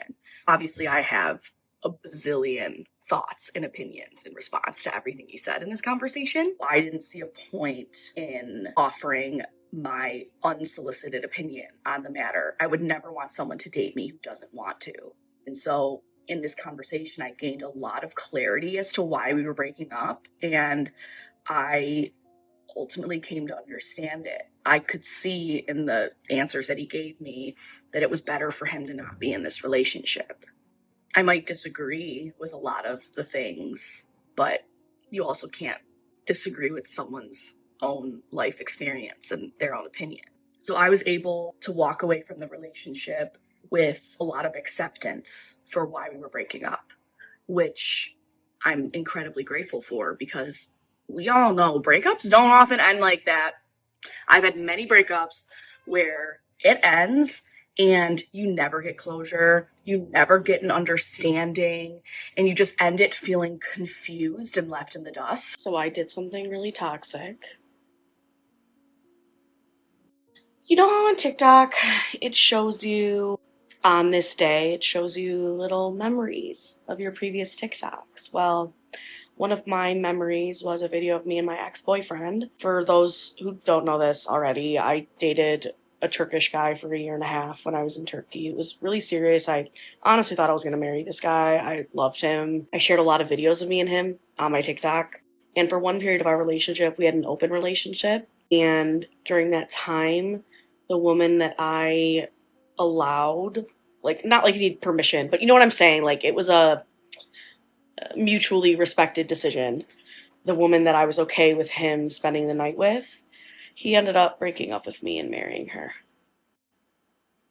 That's when her dating content really began to take off. So even after the breakup though, she did not leave him in the past year. Molly admitted on TikTok that she still checked his Instagram from time to time and even did what she herself called toxic by peeking at his new wife's page. She said outright that she wanted to see him do badly even though she knew that that wasn't healthy. And instead what she found was that he had gotten married less than a year after they had split. I was feeling really good about it all day. And then stupid me opened up his Instagram and just stalked him and his wife's content. Worst thing you could possibly do, I know. But it was like this itch that I needed to scratch because I wanted so badly to see him not doing well. And I know that's really, again, messed up to admit. But don't we all do that with our exes? Because someone who did us dirty, we just hope that they're not doing well. I remember when he broke up with me, he told me he wished me the best. And I remember saying to him, I wish you what you deserve. And I'm letting my people know, if someone does you dirty and they say, I wish you the best, you don't have to wish them the best. You can wish them what they deserve. Some people don't deserve the best. We've been broken up now for over a year. And so I just thought that I was in a good place with it. And then I just got that TikTok notification. I saw that video and I stalked him and his wife's Instagrams. And I shouldn't have done that because I found out now they're living in Chicago. And I just, oh my God, I went down a rabbit hole. Oh my God, look, so... Anyways, that discovery that she made literally sent her spiraling. TikTok's memory feature just made it worse according to her, and there were old videos that she had filmed with him and they had resurfaced, and basically these videos reminded her of their time together and it was like a slap in her face. She talked openly about missing their apartment, missing the good times, even though she also admitted that the breakup had been necessary. At one point she even posted montages of their relationships with captions about how much she missed that life, and this blurred the line between closure and longing because a lot of people that were watching her TikTok at that time and watching her videos, they thought that this was weird. This man is married, yet this is Molly still framing him publicly as her Turkish boyfriend, and the way she talked about him wasn't personal, it was framed like content. That's what made people just feel very, very uneasy. When she started labeling her dates by their backgrounds, for example, her Turkish boyfriend, the AI student from India, the British guy, it stopped feeling like she was talking about people or individuals, and it will start to feel or sound like she's collecting characters for an ongoing show. For some people, it comes across as if she's fetishizing or reducing men to their identity markers rather than just seeing them as people. This wasn't her biggest scandal by any stretch, but it just added to the growing sense that Molly's storytelling just had this strange edge to it. It shows just how blurred the line could get between real heartbreak and just someone who is online just performing, and the way that she also narrates other people's lives just for the sake of her own saga and to get TikTok views. Then came what people now call the dating profile scandal. So basically by middle of 2024, Molly had grown popular enough that people just started to dig into her life beyond TikTok. So someone had leaked her Hinge profile onto a snack forum, and that's where things got ugly. The profile literally showed her using older, more flattering pictures of herself where she looked slimmer, and so many people just criticized her and they jumped on it immediately. They accused her of catfishing and they said that she wasn't presenting her real appearance to potential dates. The power went way beyond the photos itself because it quickly spiraled into body shaming, with so many people like tearing apart her looks, her style, even her honesty, saying that she definitely does not look on TikTok how she looks on her Hinge, because on her Hinge she looks slimmer but she's obviously added weight. For Molly, this was brutal because she was like, why people attacking me when men do it? You guys don't say anything. So she said that these people had forced her to delete her dating app altogether because she did not want to be picked apart. One could say that the whole thing was obviously misogynistic. I don't have a leg to stand on this one, honestly. One could say that people couldn't handle just seeing a plus size woman in her 30s dating confidently confidently and unapologetically. Again, like, one could also say that these attacks are just a way to just try to put her in her place and punishing her for not being insecure about her body. And so many people just said that this is proof that she's not authentic and that she was just curating this image in a way that did not match the version of herself that she presented online. Molly clapped back at this whole narrative. She pointed out that society is always harsh on women like her, and she said outright that people get uncomfortable when they see bigger women with confidence, especially when she's putting herself out there romantically. But no matter how she framed it, the damage was already done. The catfish label stuck, and from that point on, a seed of doubt was already planted, and people started questioning whether they could even take her word at face value in anything that she posted. And this brings us to this one that literally destroyed Molly Rutter's career, hands down, point blank period. So basically, this is the haunted house ad. So it happened right around Halloween last year, 2024. So basically, she posted what looked like a typical get ready with me, sitting in front of the camera, chatting about her looks, talking about her date. It was literally just the same setup that hundreds of her followers had seen before. But the ending just hit like a gut punch, because the video suddenly cut to Molly being bruised up, crying with flashing police lights in the background. She looked shaken, she looked scared, and the caption just made it worse. So basically, she said, "First of all, I'm safe. I just needed to process what had happened tonight, but I will give you the full story tomorrow. I can't believe this is my life. Dating in my 30s, dating from hell, blah blah blah blah blah." Of course, people panicked. This wasn't coming from nowhere. Molly had told stories about feeling unsafe on dates, and this looked like one of those situations that were pushed to the extreme. Her comments were flooded instantly with people asking if she was okay, telling her to call the cops, begging her to update them. Then this girl went silent. For nearly a full day, her followers sat in that panic, refreshing her page genuinely, believing that she had been hurt. Doing my makeup for a date. Can you believe? I know most of my followers, I don't need to remind you of this. Look, I'm completely aware that this is my job now. I'm completely aware also that my dating content is the stuff that goes most viral. But the thing is, I'm dating for genuine reasons, okay? I don't go on dates constantly. So yeah, basically, I go on dates when I go on dates. I feel like Beyonce, standing in front of my air conditioner waiting for my Uber. Where are you going? It was the scariest day of my life. The next update flipped the entire story on its head. She admitted that nothing had happened, that she had been at a haunted house called Fright World, and the bruises were just makeup. Here is the highly anticipated recap of my date from hell. Literally, the scariest date I have ever gone on in my life. So this man surprised me with a private tour of Fright World, which is one of the biggest haunted houses in the country, actually. And I feel really lucky that we have this in Western New York. I've been going to this every year since I was like a little kid. I feel like I've always loved Fright World. And so I thought it was such a cool experience that we got to go through it privately. And I feel like haunted houses are the perfect date night because you get to play all damsel in distress and hang on to them for dear life. It's just like intimate and flirty and fun.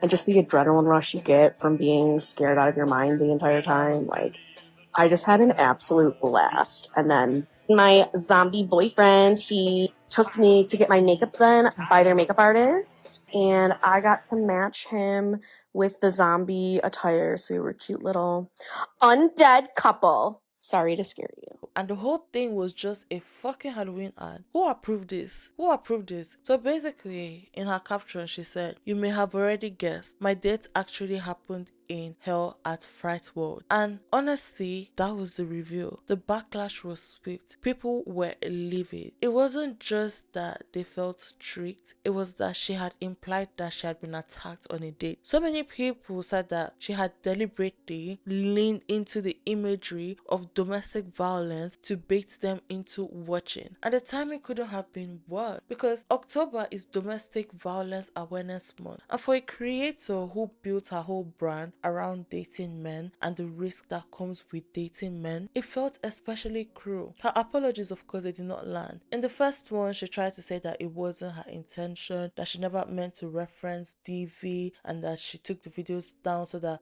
she would not profit off something that would upset people, which is fair, but people were like, you know what, the tone is off, and people thought that she was just brushing it aside. So she came back with a second, more direct apology, admitting that the framing, the bruises, the lights, the caption had painted a picture of something violent, and that she understood that intent does not erase impact. But this second apology was so messy because she had posted a fake one, the one that she did not intend to post, and then when she had seen that it's not what she intended to post, she now posted another one. So it was just so messy, and people called her on it. She said every YouTuber that comes to give an apology records different versions to see which one the audience will get drawn to. Can you guys see how I said this woman is so out of touch with reality? But anyways, it was too late because people were not buying it any longer. The tone of her videos just came across flat, even smirky at times, and the fact that she posted multiple versions of her apology just made it feel rehearsed and not heartfelt. For many, this was literally the breaking point. Money wasn't just seen as someone that was messy anymore. She was seen as someone that was manipulative, someone that was willing to exploit people's worst fears for engagement and clickbait. Who the fucking fright world approved that ad? What could have been a clever Hollywood stunt just turned into the most damaging moment of her career. Not because she did an ad, but because of how she blurred the line between real trauma and performance. It was a point where people just stopped seeing her as this person that was chaotic but relatable, and just started seeing her as someone that they could never trust at all. Outside of those headline controversies, Molly just kept whirling smaller dramas with her day-to-day dating content. She developed a reputation for jumping from one partner to the next, often oversharing in ways that just made the mess bigger. In one example, she drove 2 hours, like I said, to meet a British guy from a dating app. He found out that she had already made a TikTok about their date, and he asked her to delete it. She refused, and she admitted that she did not want to lose the $500 that she had made from that video. And that just shows exactly how much her dating life and her content had merged. Every date was both a personal experience and a payday. This is why people do not believe her. The thing is, she would date people that are in his 20s, and then she would act surprised when their immaturity just wrecks things. On top of that, some of her generalizations about men, they've rubbed people the wrong way. At one point, she implied that guys with tattoos or guys who are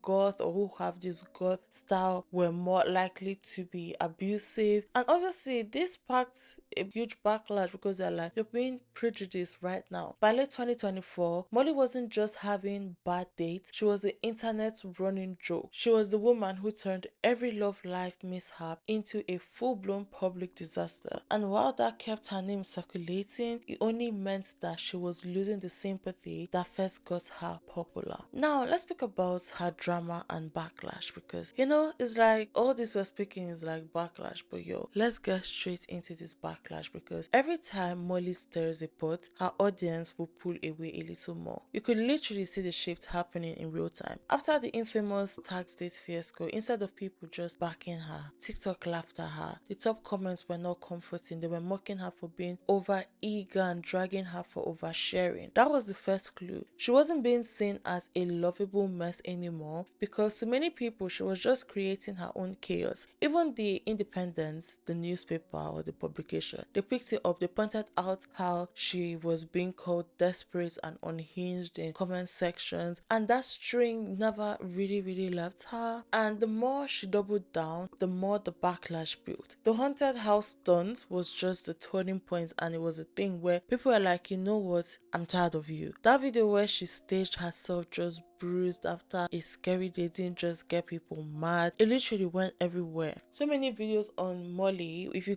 go on TikTok and you type Molly Rutter, people will talk about this incident because people were accusing her of making light of domestic violence. Other creators posted videos and reaction videos, and there is this one TikToker called Nat the Witch. She summed up like the outrage perfectly. Molly had built her brand on being vulnerable about dating, even sharing past trauma. So our audience actually cared about her safety. So to flip that trust into a fake domestic violence scare just to hype a haunted house, people said that it was manipulative, it was even uniquely sinister. Molly, she tried to do damage control. She deleted the videos, she posted apologies, and she insisted that it wasn't a paid partnership. But people did not even care if she got a check or not, because at the end of the day, she was still chasing views and she had crossed a fucking line. A lot of her loyal followers just tapped out for good right there, because once the trust is cracked, the floodgates are going to open. The snack subreddit dedicated to her just exploded. People started like joining the Reddit and they were exposing her. They were putting so many memes. They were turning her life into this caricature, into this soap opera that they literally nicknamed the Mollyverse. YouTube channels started speaking about her, like Megan Ann, Angelina Olis, and other people just dropped long form commentary videos just calling her narcissistic, manipulative. And there's even a channel that I watched. This channel, I've forgotten the name. Is it Look Before You Sleep? I can't remember. This channel literally roasted her so much. Like, I was like, what the fuck? So around that time was when people started calling her like local. And basically, in case you don't know what local is, because someone asked that about Toya Oracle's video. So local is an internet slang for someone that people laugh at, not with, because their life is basically endless entertainment fodder. Hopefully that makes sense. So sometimes this local, they don't even know that they're being an idiot and people just laugh at them. So basically on TikTok, the Molly Rutter hashtag just stopped being about support and it just turned into this library of parodies, of callouts, and of tea updates. By 2025, her relationship with the internet had gone openly hostile. She kept going live to respond, but those streams usually spiraled. Sometimes she would cry and say that people did not understand her. Other times she would lash out at her haters. There were raw moments here, like when she broke down saying, "You guys should leave me alone, I'm grieving," and she'll bring her late mom and her dog that died into it, and she was like, if my mom was here, she's 30 something years, her mom died in her early 20s. And a lot of viewers just felt like she was just weaponizing grief whenever she was under fire. Even when she posted normal dating content, the comments were brutal. Like, police car emojis would be in the comment section. People would put digs like, is this real or is this just another stunt? Or they'll flat out like log off comments, and she couldn't shake it because the bigger issue was that her honesty, the thing that her entire brand was built on, had become a joke. Once people stopped trusting her, everything she said just got second guessed. Again, before I even forget, in January of this year, the podcast Do We Know Them did a whole episode tearing apart her claim that her TikTok account had been hacked. Why was her TikTok account hacked? So according to Molly Rutter, on the 17th of January, she came and said that TikTok had not paid her and she was crying, and then she asked her audience for help and asked her audience to donate. She said her therapist actually told her that she should ask for help. So after that, she came, people were like mocking her because she had said that she left her job, her teaching job, because TikTok paid more. Do you know what's so funny? On the 1st of January, she had posted the article from Yahoo Mail on her TikTok and she was happy, and then on the 17th of January, she was crying that she was not paid. But anyways, that's a story for another day. So while she was crying, she said that she had spoken to PayPal and PayPal said that they were not expecting any money for her and everything. So after that, she came and she said, okay, that she found out that her account was hacked by somebody in Hungary and the person removed her PayPal details and put their own PayPal details, but she's going to get the money back because she knows the person's email, whatever. But this has saying that her TikTok was hacked. TikTok has not sent me my paycheck yet for this month. I normally get paid on the 15th, and it is now the 16th. We're only a few hours away from it being the 17th, and I've not received it.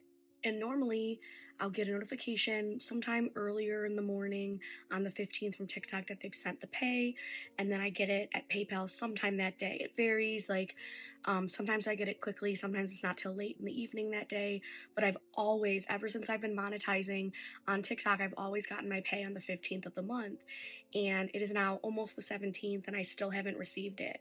And I called PayPal, and I asked them, because thinking maybe there was a hiccup over there, and they said they have no record of receiving it. And so, of course there's a chance that all of this is a glitch, but I can't help but think that something's awfully coincidental that this is happening days before the potential TikTok ban. And so in my head, I'm just thinking the worst, that the ban's gonna happen and then they're not gonna pay me my last paycheck, and like I'm freaking out. I know for certain there are going to be haters in this comment section who are like, ooh, boo-hoo, get a real job, you know? And to that, I just say, I really hope you find an area of your life to exist where you have empathy for others, that you have empathy for people who are doing something, even if it's unconventional, if it's something that makes them happy, brings them a quality of life that they didn't have before. I've been posting way less than normal ever since Trump got elected because I'm just freaking out all the time. I'm like really trying to cope with my own anxiety. I'm also really trying to cope with the reality that I don't have any control over what happens with this app. And so, yeah, I've not been my best self. And this time of year is always hard for me because around my birthday, I always fucking miss my dead mother and wish she was here. So, yeah, I'm kind of crashing out right now.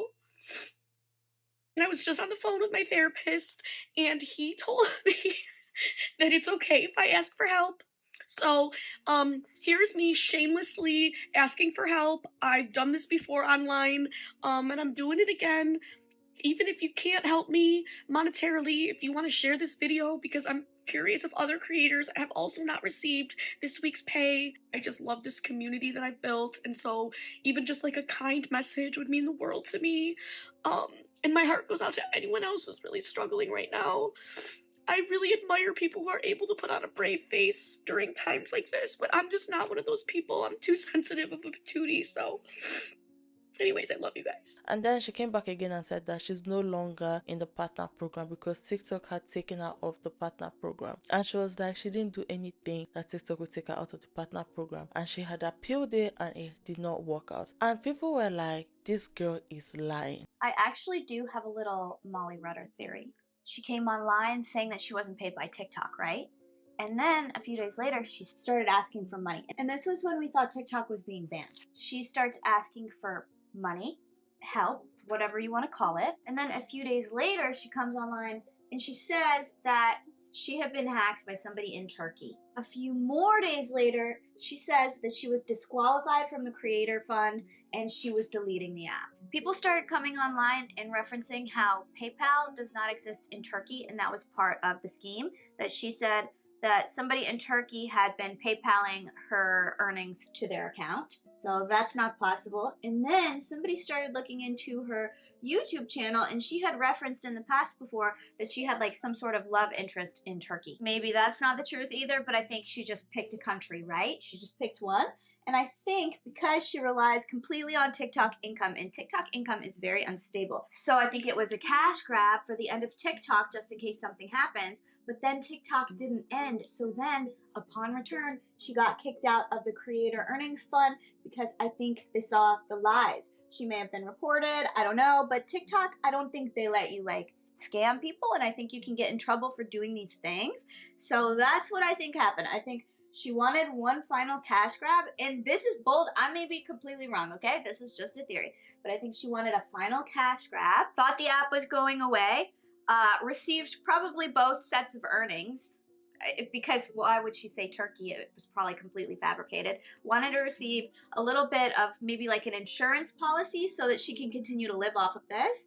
And it was like kind of like a desperate, destitute sort of thing. Like she needs money. This is her own source of income, only source of income. And she was afraid of that being swept away from her. That's the only way all of this makes sense to me. And again, it's none of my business. But when it comes online and you ask money on TikTok and then you get booted from the creator fund and talk about that as well, it becomes everybody's business. So I hate to say it, but this is what I think makes the most sense. That's why in January 2025, the podcast Do We Know Them did a whole episode just tearing apart her claim that her TikTok account had been hacked. They laid out why it did not add up and suggested that she made it up for sympathy. So you didn't get a fucking email that said your account has been logged into? There's so many holes here. Number one, she doesn't show any receipts, so that's a big thing. Mm-hmm. And she knows people are going to call her a liar. You're also lying for sure, because if it linked to a PayPal account in Turkey and there's no PayPal in Turkey, then that's just simply not possible. Well, not only is it not possible, but then also PayPal wouldn't have been like, yeah, we're going to figure it out. Yes, 100. They would have been like, girl, I don't know what the fuck you're talking about. Also, if she is lying, very weird to pin it on Turkey, I must say. I'm like, of all the places, you picked one that literally doesn't have, like, do your research at least first. Speaking of receipts, though, going back to when I did the 2 videos for Megan when she had her whole hacking situation with YouTube. Yeah. She had plenty of receipts, which was like a dream come true for me. I'm like, ooh, assets. We're going to put them everywhere. She had receipts that showed her email. It was like 20 emails in a row where it's like, this has been changed. This has been changed. Yeah. We changed this. Guess what we're not seeing from Molly? Yeah. Any proof at all. Yeah, and she was obviously called out for that and hasn't responded to those accusations. Weird. So it's like, okay. It's almost like she doesn't have any. My thing is, though, why would she lie? Like, I'm not saying she wouldn't. I'm saying, what is her motive for lying here, just to make sense of it all? Well, so this is the thing. What was she lying about? Was she lying about getting her paycheck late because she needed money and like that was the only thing that made sense? Basically, she used the TikTok ban as an excuse why she wouldn't have gotten her paycheck, but like she did get her paycheck. She just still needed money. Or do you think that was genuine, that she didn't get her paycheck, she was panicking, and then probably got it and felt stupid, and so many people had already given her money, and what are you gonna do? Give back the money when you got your paycheck and people gave you money? I feel like she would have to say something that's like, I don't have that money, and so people who gave me money were just like helping me essentially, and I still needed their help. Wait a second. Does she say she did get paid? No, she says that now she's like submitting the ticket and all that stuff, but this whole thing that she's presenting... But doesn't she start it all out saying that she was... No, she said we're so back. Like, just like, oh, we're back and TikTok's back. I felt like she does say that she did receive... No, she didn't. Well, how would she have received it? It's in Turkey. Well, that's why I was going to say that's another hole in the story. No, she didn't. But also, like, I just feel like maybe she's doing this, if it's really not true, which I mean, I wouldn't be completely shocked by. I think that she would be doing this because if she really was just impatient and was like, I didn't get paid, I need help, and then got help, and then got paid like less than a few hours after then it's that. like, okay, well then give us your money back. Exactly. Or give us the money think back. that would have been the response, and she maybe wants to keep it all. And so she's like, oh, I mean, that makes sense too. I guess for me, it's just like, what level, like where did the lie start? But there's a lie somewhere. At least at the fact that no one hacked her account because it was not someone from Turkey. Okay, but do you think that there's any possible way that she could be telling the truth and there's something on PayPal that said Turkey, but it was like mistaken? Do you think she's 100% The only lying, explanation, allegedly? which like even for example, I know a lot of people were suggesting that you could still use TikTok if you accessed via a VPN, which like changes Oh yeah, I your know, I did that IP to address. download I tried that, it Astrovino didn't work. TikToks. That marks a new low. If she had lied about being hacked, what else had she lied about? At that point, she wasn't just messy Molly any longer. She was an unreliable narrator, and still she couldn't walk away. She said that she was going to take her workshop to YouTube from TikTok. I don't know if she's done that because all my research are from TikTok and watching other people's YouTube commentary about her. So I don't know if she's moved to YouTube. I didn't bother checking because her TikTok is still up and she's not really deleted any video, because if there's anything, she's going to leave that video up there just for the money it will bring her, if it's bringing her money now. Even after announcing breaks, even after hinting that she might quit, she always came back with another dating saga. Sometimes she leaned into the chaos, joking about being the villain. Other times she would break down crying, begging people to stop. And that back and forth, being a deviant one day, being devastated the next day, only made her look much more unstable. By 2025, the woman who once felt like your messy best friend was someone people watched with morbid curiosity. Not because they cared, but because they wanted to see the next train wreck. That's the bigger lesson in Molly's downfall. The blurry line between sympathy and spectacle. She built her platform on being real about dating. She spoke about the ghosting, the bad sex, the swiping fatigue, and for a while, that honesty was refreshing, especially for someone in their 30s. She helped normalize the idea that dating could still be messy, and that optimism after heartbreak wasn't embarrassing, it was relatable. But as her following grew, so did the pressure to just keep topping herself. Each story had to be more dramatic than the last. That's what people now call escalation content, where creators push their own lives into bigger, wilder territory just to keep an audience hooked. The haunted house stunts that she did is the clearest example. What started as this vulnerable storytelling just turned into trauma baiting. So many people who once cried with her suddenly felt manipulated, and sympathy just curdled into anger. And when parasocial bonds break, they don't break quietly. People turn into anti-fans. Whole communities pop up to mock you, and every new post just gets dissected for lies. And that's what happened to to Molly. What used to be our messy friend became our local. Even her breakdowns turned into punchline. A woman clearly struggling in real time wasn't seen as a person anymore. She was a character in an ongoing soap opera. And that's the damage, or that's the danger when vulnerability turns performative. Once people stop believing you, even your real pain looks fake. Molly's story isn't just about her bad decisions though. It's also about us, the audience. Why the people who claim to hate her keep watching? Because it's the car crash effect. So basically, when it comes to the car crash effect, you cannot look away. That attention, even negative, is still engagement, and it keeps her posting. If her most chaotic moment hadn't been rewarded with millions of views, maybe she would have had spiraled as far as she did. In the end, Molly's downfall is a mirror. For me as a creator, it was literally a warning about chasing virality at all costs. For people at the other end of the screen who stand her, I'm sure they were reminded not to invest so deeply in influencers that you feel personally betrayed when they mess up. I've said this so many times, do not look up to influencers. People only show you what they want to show you. Molly turned her life into content, but the audience turned her into a spectacle, and once that cycle starts, it's almost impossible to stop. So let's speak about the post-election pivot and the white woman crash out. So basically, after the haunted house stunt, Molly's content already felt fragile, but when the US election happened, things just shifted in an even stranger way. She came back online saying that she couldn't just post dating updates or TikTok shop ads while the country was falling apart. She described herself as glued to the election coverage, barely eating, barely drinking water, and spending all her energy obsessing over politics. You would think that this politics is from her reading books, watching news. No, it's from one guy that was on Jubilee. He's a right-wing guy, yes, but like he's one guy that was from Jubilee, and that was her main source of political content. And for the first time, she said out loud that her usual content just felt trivial. Then she announced a new series called Molly Gets Political. Her big idea was to turn her platform into a space for education and activism. She listed off plans like buying Plan B in bulk, hitting the library to read about US history and economics, and diving into work by marginalized writers, specifically naming Black women. She promised to promote products by Black women on TikTok Shop too. In her words, no matter what rights got taken away, no one could take away her knowledge. She framed it as empowerment, a new direction for her life and her platform. Alright, do you want an update on how I'm feeling, how I'm doing, and what I'm doing? So, I would first and foremost say that pretty much my entire waking hours right now, with the exception of when I know I need to drink water and consume food and take my dogs out, I've been obsessively consuming content related to this election and the state of our country right now. I've never felt as though my TikTok shop videos and my dating updates and my day in the life vlogs, I've never in my life felt like that type of content was more trivial than I do right now.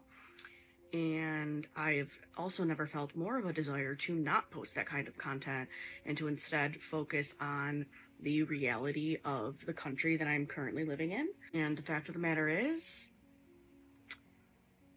my brain is spinning with ideas and plans to use my platform for educational purposes. I've decided that I'm for sure going to start doing a Molly Gets Political series on here, where I share resources, organizations I'm getting involved with, ways I'm advocating, things I'm doing to learn and educate and gain more knowledge myself. Some plans that I have currently in my mind. The moment I get paid next week, I'm going to buy many Plan Bs.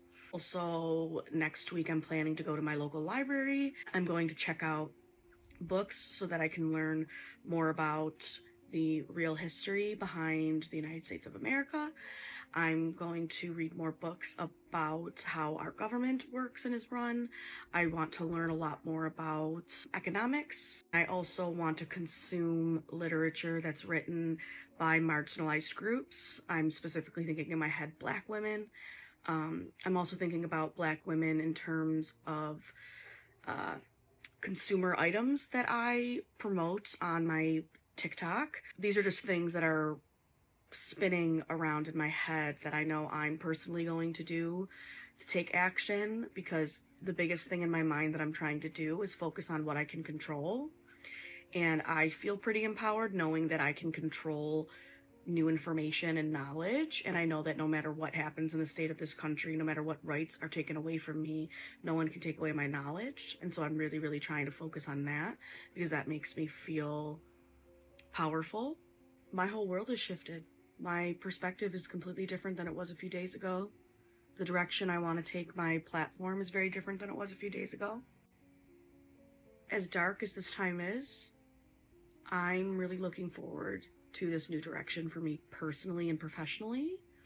And I really look forward to sharing that with you all. At first glance, some people just thought that it looked like growth, you know. There were comments agreeing that dating and sex were becoming more political, especially for women, which is something that we have to agree on. But the pushback came so quick, and it came from mostly black women in her comments. So basically, their issue wasn't that Molly wanted to educate herself. It was that this is Molly. She's 32 or 33 years old, and she admitted that she's just now caring or starting to care about politics, about history, about marginalized voices. And that sounded like privilege, or might I say white privilege, because these are women. Black women have lived in the reality, these harsh realities of politics forever, and they've gone on dates, they've been killed, and this is someone who has gone on dates, who's had the privilege to walk her dogs and just walk freely in her neighborhood. And people just hearing Molly say that she was finally ready to start learning about politics and about how it's affecting the marginalized people just felt so insulting. A lot of people called it performative. They said that it's opportunistic and even self-serving. And one person was like, you only care now because it finally affects you. And what does she mean buying Plan B in bulk? Like, you can buy Plan B off Amazon, literally. You are correct.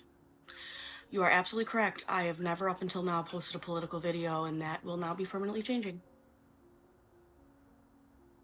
That is correct. That is correct. I don't really know how else to elaborate. This is the most passionate I've ever felt about politics in my life. And I am physically incapable, it feels. Like this feeling inside me is so strong that I feel physically incapable of posting about anything else right now. And I'm not saying that I won't ever go back to other content. I don't know, because I have no desire to date men right now at all. Maybe when I start exploring dating again, it'll be exclusively with women, and then I'll post about that journey, which I think could be really positive for me. But as of right now, the last thing I feel like doing at all is giving attention to some guy I went on one date with who ghosted me. I'm actually not going to talk about that on here because I don't really care. And people who do care, I think we just have different priorities and different values right now. That's all I can say. If that's the type of content that you're looking for me to continue with, I'm not saying never say never. I'm not saying it's never going to come back, but in the near future, friends, it's not coming back. People were like, activism doesn't look like turning your late political awareness into a monetized TikTok series. And instead of sitting with that criticism, Molly just doubled down. She did admit her privilege. She said, yes, I'm privileged. But her replies to comments just kept circling back to how her critics were valid, while she also insisted that she was being genuine. She argued that just because she hadn't posted before didn't mean that she hadn't cared, and she said that election just lit a fire under her ass, and now she didn't feel like she had a choice but to use her own platform. But her explanation just made things worse, because when people started accusing her of profiting off trauma, she compared herself to creators like Drew, Afwalo, and Dean Withers. And these people are actually people who are marginalized and people who have built platforms around advocacy, and you're a white person comparing yourself to actual activists. And when she compared herself, the comparison just rubbed people the wrong way, especially because she used Drew, a woman of color, as a shield. And honestly, I'm not gonna lie, the optics were bad. It looks like Molly was just centering herself in conversations about oppression while fighting with the very black women that she said she wanted to uplift. Okay, so I sincerely wonder, what is the answer to that? That's like saying someone like Drew Afwalo, who has this platform that supports marginalized community and women and empowers them, that's like saying every dollar that she's made off of her platform is wrong? Someone like Dean Withers, who has millions of followers and every single day goes live to debate people with really bigoted and misogynistic and sexist and homophobic and racist beliefs. He debates them every single day. And it has this platform entirely based on educating and advocating for good. So that's saying every dollar that he makes is profiting off of marginalized people? Like, I just don't know, like, what's the answer to this? Like, I have a platform already. I have hundreds of thousands of followers, and I am going to use that platform for good. And yes, that will mean that I'll make money off the TikTok Creator Fund. That means that if I continue to post products that I want to promote or advertise, or if I get brand deals, that yes, I will make money off of that. I don't understand what the argument is here. I really don't. So basically, I watched Megan's video on this, and Megan literally called her the 2319 white woman crash out. And basically, the 2319 white woman crash out is a perfect way to describe Molly because of her tone deaf pivot. And what is that? Basically, a white woman suddenly realizing that politics mattered when her own rights were on the line, while acting like she had just discovered truth that marginalized women had been saying forever. So many people, they were like, instead of you lecturing, you should be the one listening. And you know what the kicker of all this is? Because after all that, after announcing her new era of political content, Molly turned around and posted an ad for a TikTok shop Christmas tree. Like, this was big irony because one day she's talking about how trivial dating and shopping content is, and the next she's back to shilling holiday decor. The world might not feel too bright right now, but I got a Christmas tree in the mail from TikTok Shop. I think my soul needs it. Oh, Christmas tree, oh, Christmas leaves us so unchanging. It was a final confirmation that her activism was more content pivot than conviction. This whole chapter matters because it shows Molly's credibility didn't just break down in dating content. It crumpled the moment that she tried to pivot into something much more serious. Even when she tried to show growth, her approach just came across as self-centered and performative. And instead of building trust, she just managed to alienate the very people that she claimed to be centering. It's another reminder that Molly could never separate her personal development from her online persona. Everything became content, and when that's the case, sincerity starts to look like performance, no matter how real she insisted it was. Before we end this, Molly Rutter, she has another TikTok called Molly Rutter also, and she's now dating women. I don't know if that was necessary for me to put in. She's dating women. I'm not here to say whether it's genuine or not.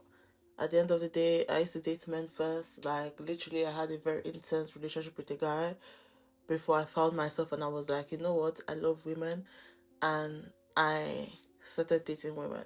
So, again, yeah, literally, I do not know what it is. I don't know if she's serious, because in her Molly Gets Political video, she actually said that she's no longer dating men because of what's happening, so she's going to start dating women. So I don't know if it's genuine. I'm not here to put a stamp on someone's relationship or someone's switch, especially if I don't know them personally. So yeah. Let's get ready to go on a date, shall we? Dating content is bad. Would you believe I haven't been on a date since October? How is that for decentering men from my life? Haters. All right, I'm gonna blow dry my hair and then I'll talk to you. I'm going on a date with a girl. I'm scared. No, really, I'm doing okay. I'm not bad, okay? I'm not that nervous. I can tell just from our conversation and her profile in general that we're gonna get along as human beings. Get this, she messaged me today to confirm our plans. So we're still on. We're meeting at 7. She said that she's gonna go there maybe a little bit early because one of the things she's wanting to do is bring her dog to help her dog be better socialized in public. She said she might go a little bit early just to acclimate her dog and stuff. I do plan on telling her I do post publicly online and that I do post about my dating life. And depending on how she reacts, will dictate to what extent I go into detail about how the date itself went. If she's really uncomfortable with it, I'll be super vague and probably just say it went well, or yeah, there was no connection, we're not gonna see each other again. This has been a thing that's been difficult to deal with in general with me. I've also had people who didn't care at all. And so I'm very confident that I never post anything that would reveal someone's identity. But it's an interesting thing because even though I'm not revealing their identity, the person knows that it's about them. Conclusion. When it comes to the story of Money Rutter, her story is so messy, no doubt about that, but it isn't some random drama. It shows what can go wrong when you share your life online without a filter. That thin line between being authentic and flat out exploiting your own experiences can disappear so fast. It also shows how fragile the trust between an influencer and their audience really is. Once people feel like you've played them, it's almost impossible to win them back. And underneath all the chaos, you can see the pressure that creators face just to keep people watching, even when it costs them their peace of mind. Yes, Molly became a spectacle, but if you strip back the memes and the mockery, she's also just a young woman who stumbled under the spotlight that the internet just kept shining on her. That's what makes her story so hard to place. People feel sympathy and scorn at the same time for her. A culture writer summed it up perfectly. Dating content can be fun and empowering, but the second it tips into exploitation, everyone loses. Molly's rise and fall is just proof of what happens when the line gets crossed. It just makes you ask how far is too far when it comes to turning your life into content, and whether the internet is even capable of handling real life stories without twisting them into a circus. Her arc has both sides. The hopeful part where people just felt less alone, seeing someone date openly in their 30s, and the ugly part where it all turned into a never-ending drama that needed to escalate just to stay interesting. That's the trap that Molly fell into. She kept the camera rolling until the story swallowed her whole, and in doing that, she became more than just another chaotic TikToker. She became a mirror, reflecting both the best and the worst parts of internet culture back at us. Depending on how you look at it, she's either a cautionary example of what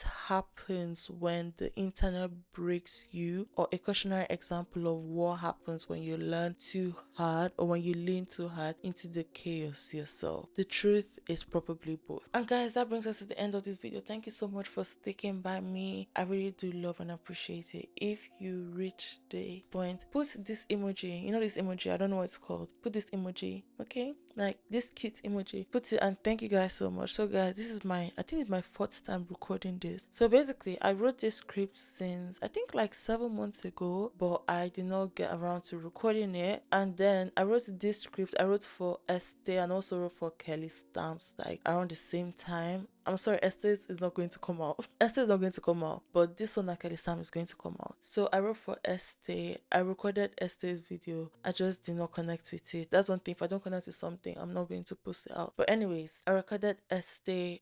I wrote Esther, Molly Rutter, and Kelly Stamps, but I did not get around to filming it. So I filmed 4 videos on the same day. The first time I filmed it, the gain on my recorder for Molly Rutter's first video was so high, and I did not even know that it was so high because I was sitting on my bed and I was recording, and I think that maybe I moved my legs, and then the gain was so fucking high and it was so bad.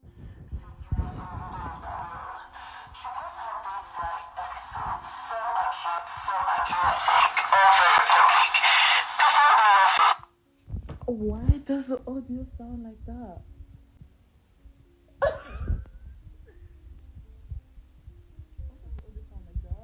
You know what? I'm just going to go and shower and sleep. And the gain on my recorder was so high. It sounds crazy, and I give up because right now I'm in the brink of tears. I have not slept one bit, like literally. And then from there, I jumped to record for Estee. And when I was recording for Estee, my camera was not recording, and I did not see that it was not recording. I didn't see it was not recording. I thought it was recording, just for me to find out that it wasn't recording after I finished speaking. I just finished recording a video just to realize that it was not recording at all. I'm just going to sleep because if I don't cry, I will laugh. Yeah, I feel like crying.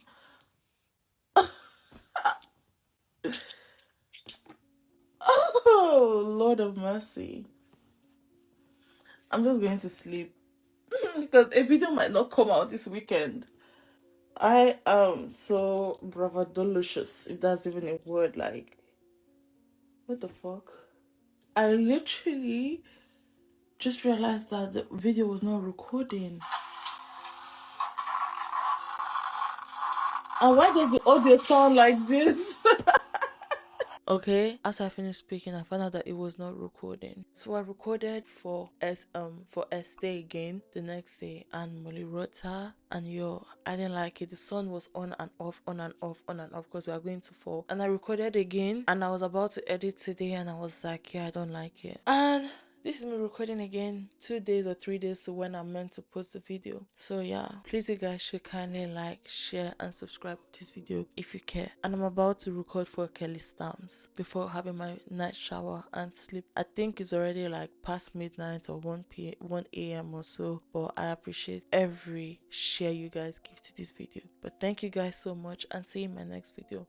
Bye. This is the Molly Rutter drama explained because frankly, I was quite confused. What the hell is going on with this random ass woman? Molly Rutter is a date talk influencer. It's coming to question whether or not these are real dates. But what Molly Rutter is coming into hot water for now is using this election as a pivot point for her to change her content and go on political rants and ramblings, all to get herself into the algorithm to boost her earnings, even though she'd never had any mention of any political leanings prior to this. And this got the people in uproar. Using the election results to pander to women's rights, specifically black women, she said, now is the time that I start supporting black voices. Start where you been at. Learn about the history and the economics of this country, even though she was allegedly a teacher. She realized at a time like this, it's not right to integrate TikTok shop content into her feed. Yet inexplicably, in the midst of her let's get political rant, she posted a TikTok shop video about a Christmas tree for the holidays. Who's buying a Christmas tree off a TikTok shop? Give me a fucking break. Now, if we take a deeper look into Date Talk, she's known for dating younger men, maybe around the 21 to 25 range, when she herself is 33, so she is a cougar on the verge of extinction, fellas. She once went on a date with a 21-year-old man who I believe was an accountant, and she asked him within the first date to do her taxes and gave away her social security number on night one. So we are dealing with a different type of breed here. She quit her job upon reaching the 100,000 follower mark. Kids, do not try this at home. And it's come to light that in order to acquire these dates, somewhat of a catfish using photos from Hinge from about 5 years ago. She also came into hot water earlier this month around Halloween when she posted one of her pre-date vlogs. In the middle of it, she was battered and bruised and said, "This was the scariest date I've ever been on." She left her fans waiting for hours. Turns out this was all a stupid marketing ploy, and she was simply at the scariest haunted house in America. Haters at home have compared her to Lena Dunham of Girls, a fugazi social justice warrior in it for the wrong reasons. She's desperate. As the great DJ James Kennedy once said, thirsty, thirsty little girls. And if you want a Christmas tree, go get a fern off the street. Do not use TikTok shop. Overall, Molly Rutter, now is not the time to crash out. Get your life together, mom.